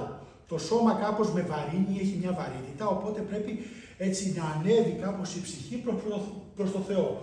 Πώς θα τα κάνει αυτά η ψυχή? Με τους ασκητικούς αγώνες. Οπότε λοιπόν εδώ τι έχουμε μια μετάβαση, όπως τα έλεγε ο φυσιολόγος, ο μεγάλος ο Παπαλεξανδρόπουλος, που ίσως από τους πρώτους μαζί με τον Αγουρίδη μίλησε για αυτά τα θέματα και πολύ θαραλέα, σε μια εποχή που αυτή η πνευματικότητα ήταν πάρα πολύ τσιμεντένια, έτσι, η ορθοδοξία. Λοιπόν, εδώ λοιπόν έχουμε μια κίνηση από ένα εδώ γήινο με τις αισθήσεις και αυτά σε ένα εκεί, σε ένα υπερπέρα. Έτσι. Και ο ασκητισμός είναι ο τρόπος που θα πετύχουμε αυτή την ανάβαση. Φυσικά βάζουμε και μέσα δευτερευόντως και τη Θεία Χάρη και όλα αυτά και το σώμα, αλλά δευτερευόντως. Και αυτό δεν το έχουμε παραδεχτεί ακόμα στον εαυτό μας. Το πλαίσιο είναι ανωδικό. Ενώ το πλαίσιο του χριστιανισμού είναι καθοδικό, δεν ανεβαίνει, δεν έχουμε μια αναγωγή του ανθρώπου στο Θεό, αλλά έχουμε μια κάθοδο του Θεού στον κόσμο, η οποία λέγεται κένωση και δεν είναι και ο χριστιανισμός, όπως έλεγε πάλι ο ίδιος ο πιο καθηγητής, δεν είναι μια αποταγή, μια φυγή από τον κόσμο, αλλά κινείται στον άξονα του χρόνου. Έτσι, δηλαδή στον άξονα του χρόνου περιμένουμε σε αυτήν τη γη να αποκαλύψει ο Θεός την βασιλεία Του, την Αναστάση, τον ανακαινισμό του σύμπαντος κόσμου, όχι την καταστροφή της ύλης, ώστε να ζήσει και καλά ένα πνευματικό και άειλο υπόλοιμα που λέγεται ψυχή κτλ. Μιλάω τώρα. Τελειώνω. Λοιπόν, αλλά είναι στο χρόνο. Κάνω μια παρένθεση. Ναι. Με μία λέξη. Βάλε μία αγγλική καλύτερα. Ελθέτω η βασιλεία σου. Και αυτό είναι η πρώτη προσευχή της Εκκλησίας. Δεν χρειάζεται. Λες τόσα λόγια. Ελθέτω η βασιλεία σου, τέλος. Και καλά κάνω και τα λέω. Θα σου πάρω την άδεια. Ο γέροντάς μου τώρα έγινες. Αυτό, οπότε πρέπει να θυμόμαστε ότι οι διαστάσεις του χριστιανισμού είναι αυτές, έτσι, ότι κινείται στον άξονα του χρόνου και όχι έξω από τον κόσμο. Γι' αυτό θεωρώ τρομερά σημαντικό και πολύ καλά βιβλικά θεμελιωμένο το όραμα του μοναχισμού της Αγίας για ένα μοναχισμό μέσα στον κόσμο που το είχε και ο Πορφύριος αυτό. Και το έχουμε βρει και σε άλλες μορφές στην παράδοση για να είμαστε δίκαιοι. Και αυτό λοιπόν και το τελευταίο στοιχείο είναι αυτό που είπε ο Μιχάλης, που είναι το πιο δύσκολο από όλα. Έτσι. Και σε αυτό θα πω μόνο που είπε, αυτό το είπε ο Μιχάλης, το τόνισε ιδιαιτέρως η Ιωάννα, ότι εντάξει, οκ, αλλά από την άλλη μιλάμε για εκδαπάνηση, έτσι. Μιλάμε για σταυρούς, μιλάμε ότι πρέπει να τα δίνεις όλα. Ακόμα και το θρησκευτικό σου πρόγραμμα πρέπει να θυσιάζεις. Μήπως δηλαδή εν τέλει για της πλαγίας πάλι έχουμε μία ανέρεση και έναν αυτοεκμηδενισμό του εαυτού. Μήπως πάλι η Αγία μας προτρέπει σε έναν εκμηδενισμό του εαυτού?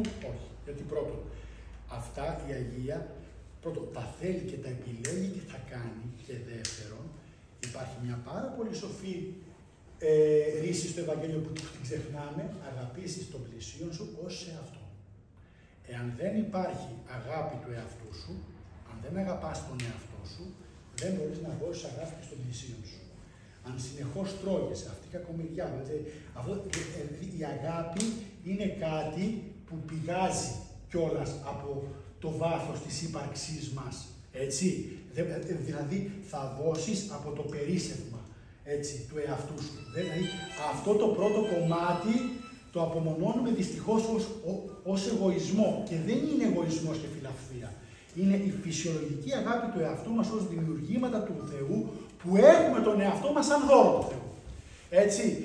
Και από εκεί και πέρα το θαύμα της Ανάστασης ποιο είναι? Ότι αυτή η αγάπη στο τέλος δεν θα πεθάνει.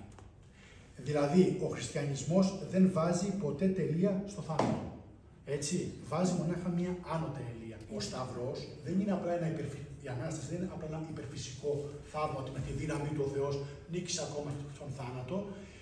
Είναι η δύναμη της σταυρικής αγάπης που εν τέλει κάθε εξουσία, γιατί η θρησκευτική και η πολιτική εξουσία τον εσταύρωσαν.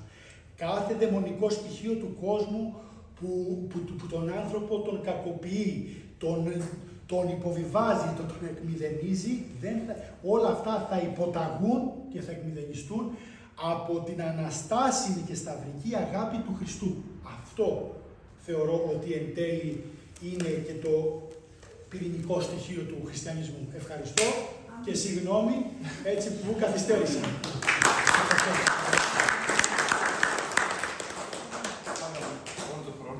Τώρα, όποιος θέλει, έτσι. Μια ερώτηση. Μάλιστα.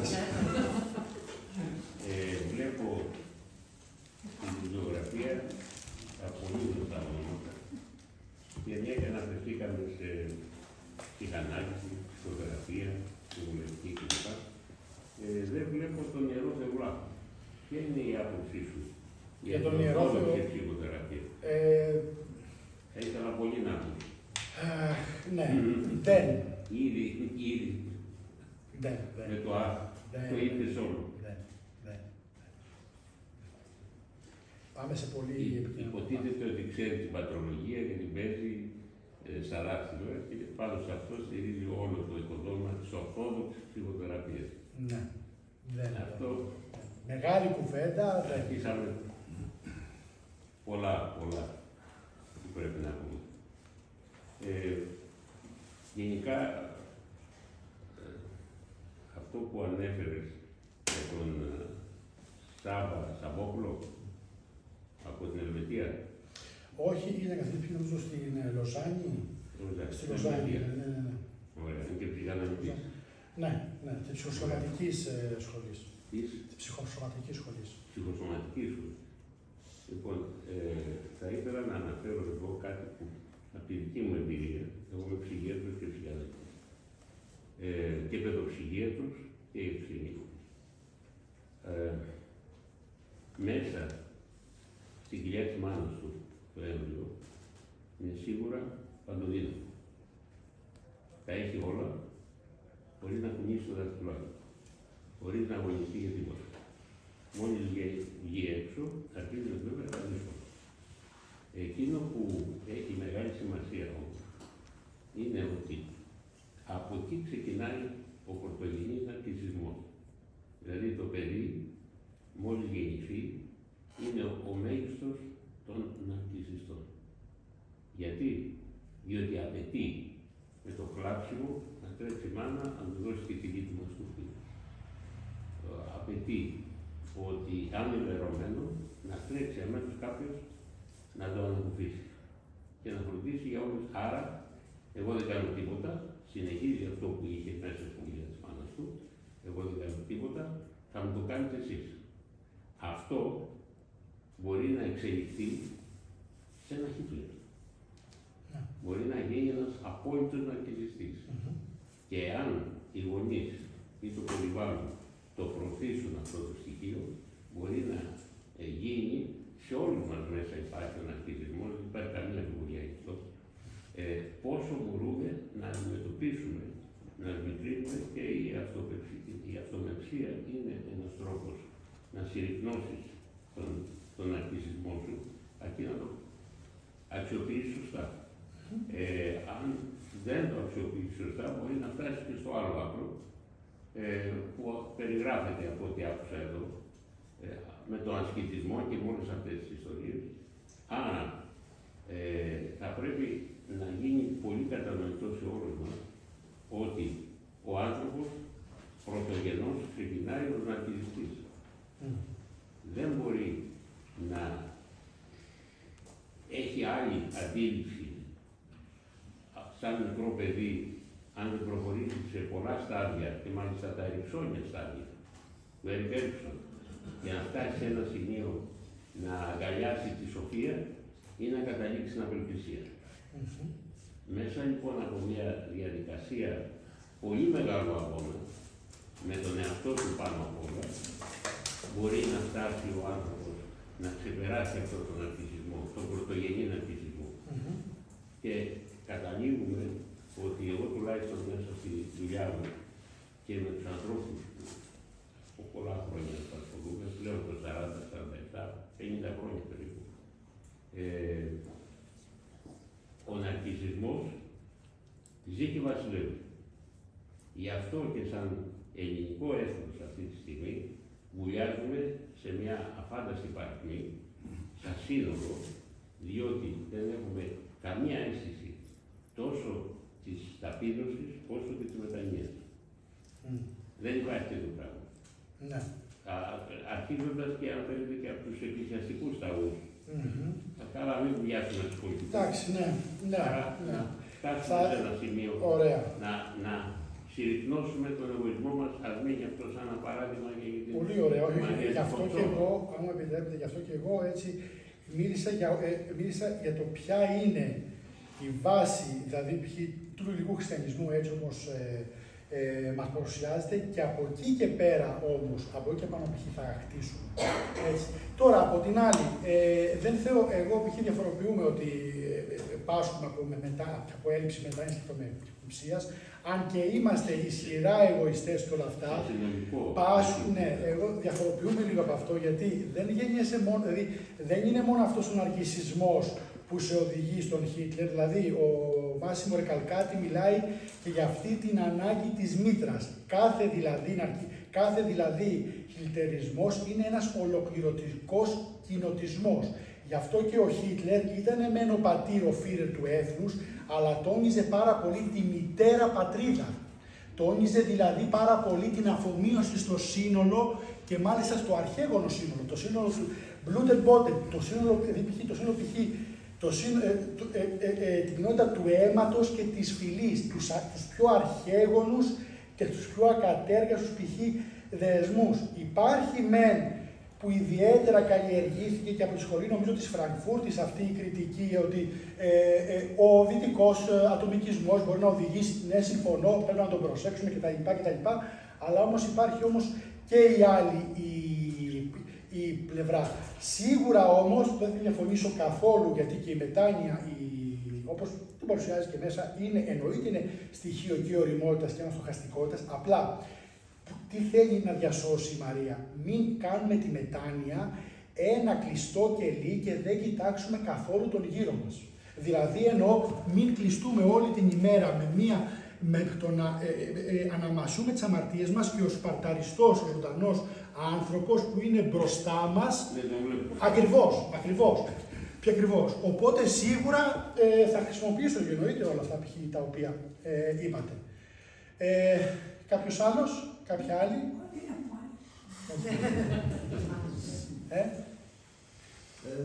Να πω δύο λόγια έτσι, Ανδρέα. Μάλιστα, Χριστό.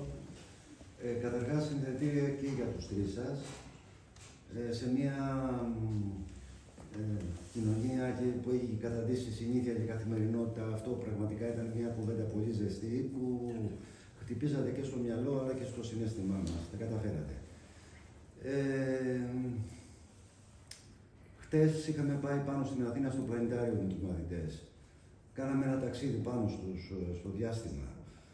Πλανήτες είδα, νέφη, ψηλές θερμοκρασίες, χαμηλές θερμοκρασίες και μετά ξαναγυρίσαμε. Για να μην μακρηγορώ, να βάλω και άλλη μία παράμετρο με τον πατέρα Φιλόθεο Φάρο. Πατέρα Φιλόθεε, περνάει από το μυαλό σου ότι δεν υπάρχει Θεός. Αν περνάει, μόνο αυτή. Πάρα πολλές. Οπότε λοιπόν, έχοντας αυτά τα δύο πράγματα υπόψη μου, θα καταλήξω, γιατί έχω διαβάσει και τα 3 βιβλία σου και τις αναρτήσεις σου, σε παρακολουθώ. Δεν ήξερα για την Αγία Μαρία Σκοντσόβα, αλλά μέσα από εκεί έμαθα αρκετά πράγματα. Θα καταλήξω λοιπόν σε αυτό που πάμε μπροστά σαν τις ρόδες του τρένου.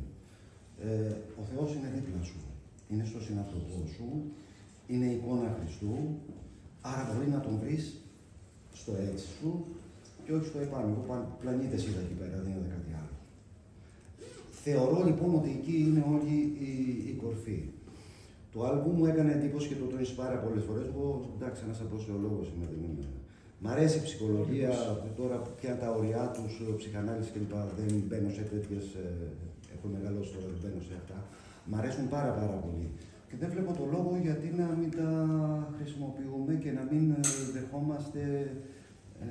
Εξάλλου ο Θεός έδωσε η επιστήμη, ο Θεός έδωσε την επιστήμη. Γιατί να μην παίρνουμε λιθαράκια από εδώ και από εκεί και να τα μπολιάζουμε στη ζωή μας για να συναντήσουμε την αλήθεια.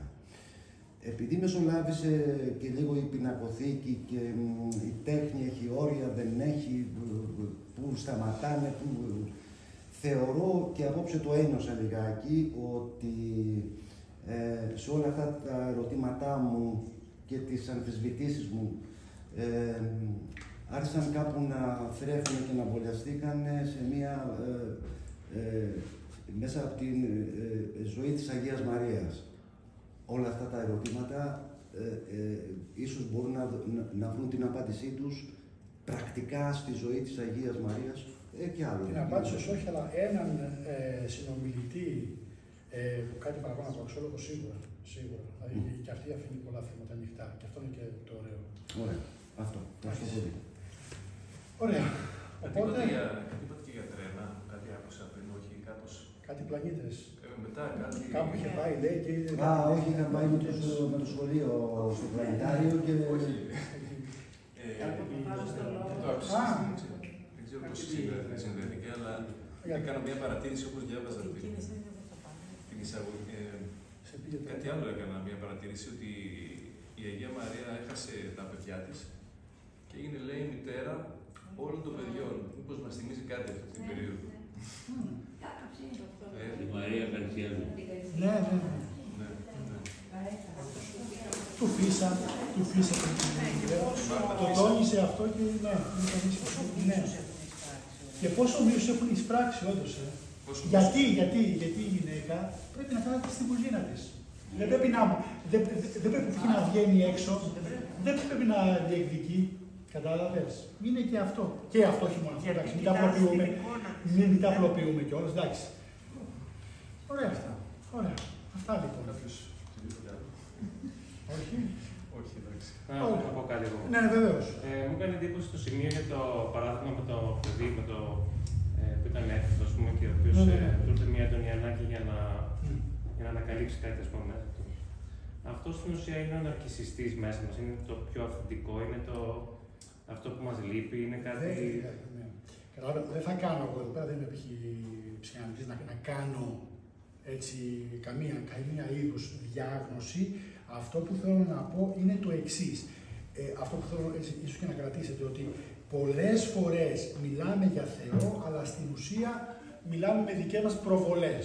Και όλοι το κάνουμε αυτό σε ένα σημείο, όλοι είμαστε άνθρωποι, όλοι δηλαδή βασίζουμε τις εικόνες μας κάπου και τις προσλαμβάνουσες και αυτά τα οποία έχουμε, να έχουμε όμως και μία κριτική ετοιμότητα, θα έλεγα, να παίρνουμε και μία απόσταση, να αμφισβητούμε και λιγάκι κιόλας, εντάξει. Αυτό τώρα τι ήτανε, ξέρω τι ήτανε, γιατί είχε πάει σε ειδικό όντως και όλα αυτά. Δεν θα κάνουμε δεν κάνουμε καμία, ούτε θα επιχειρήσουμε τίποτα τέτοιο. Ωραία, αυτά. Εντάξει, τελειώσαμε. Ευχαριστούμε και πάλι, Να είστε καλά, ευχαριστούμε πάρα πολύ για τον χρόνο σας. Η διαδικασία πια και όσους π.χ. το διοργάνωσαν, τον κύριο Ανδρέα Τσιγύρα που μας παρακολουθούσε τον χώρο, πάρα πολύ χώρο και όλα αυτά για τη διοργάνωση, τα πάντα ήταν, θεωρώ, πάρα πολύ όμορφα. Και το βίντεο. Ναι, τον κάμεραμαν, δεν τα έπαιρνε τα γράμματα. Αυτά.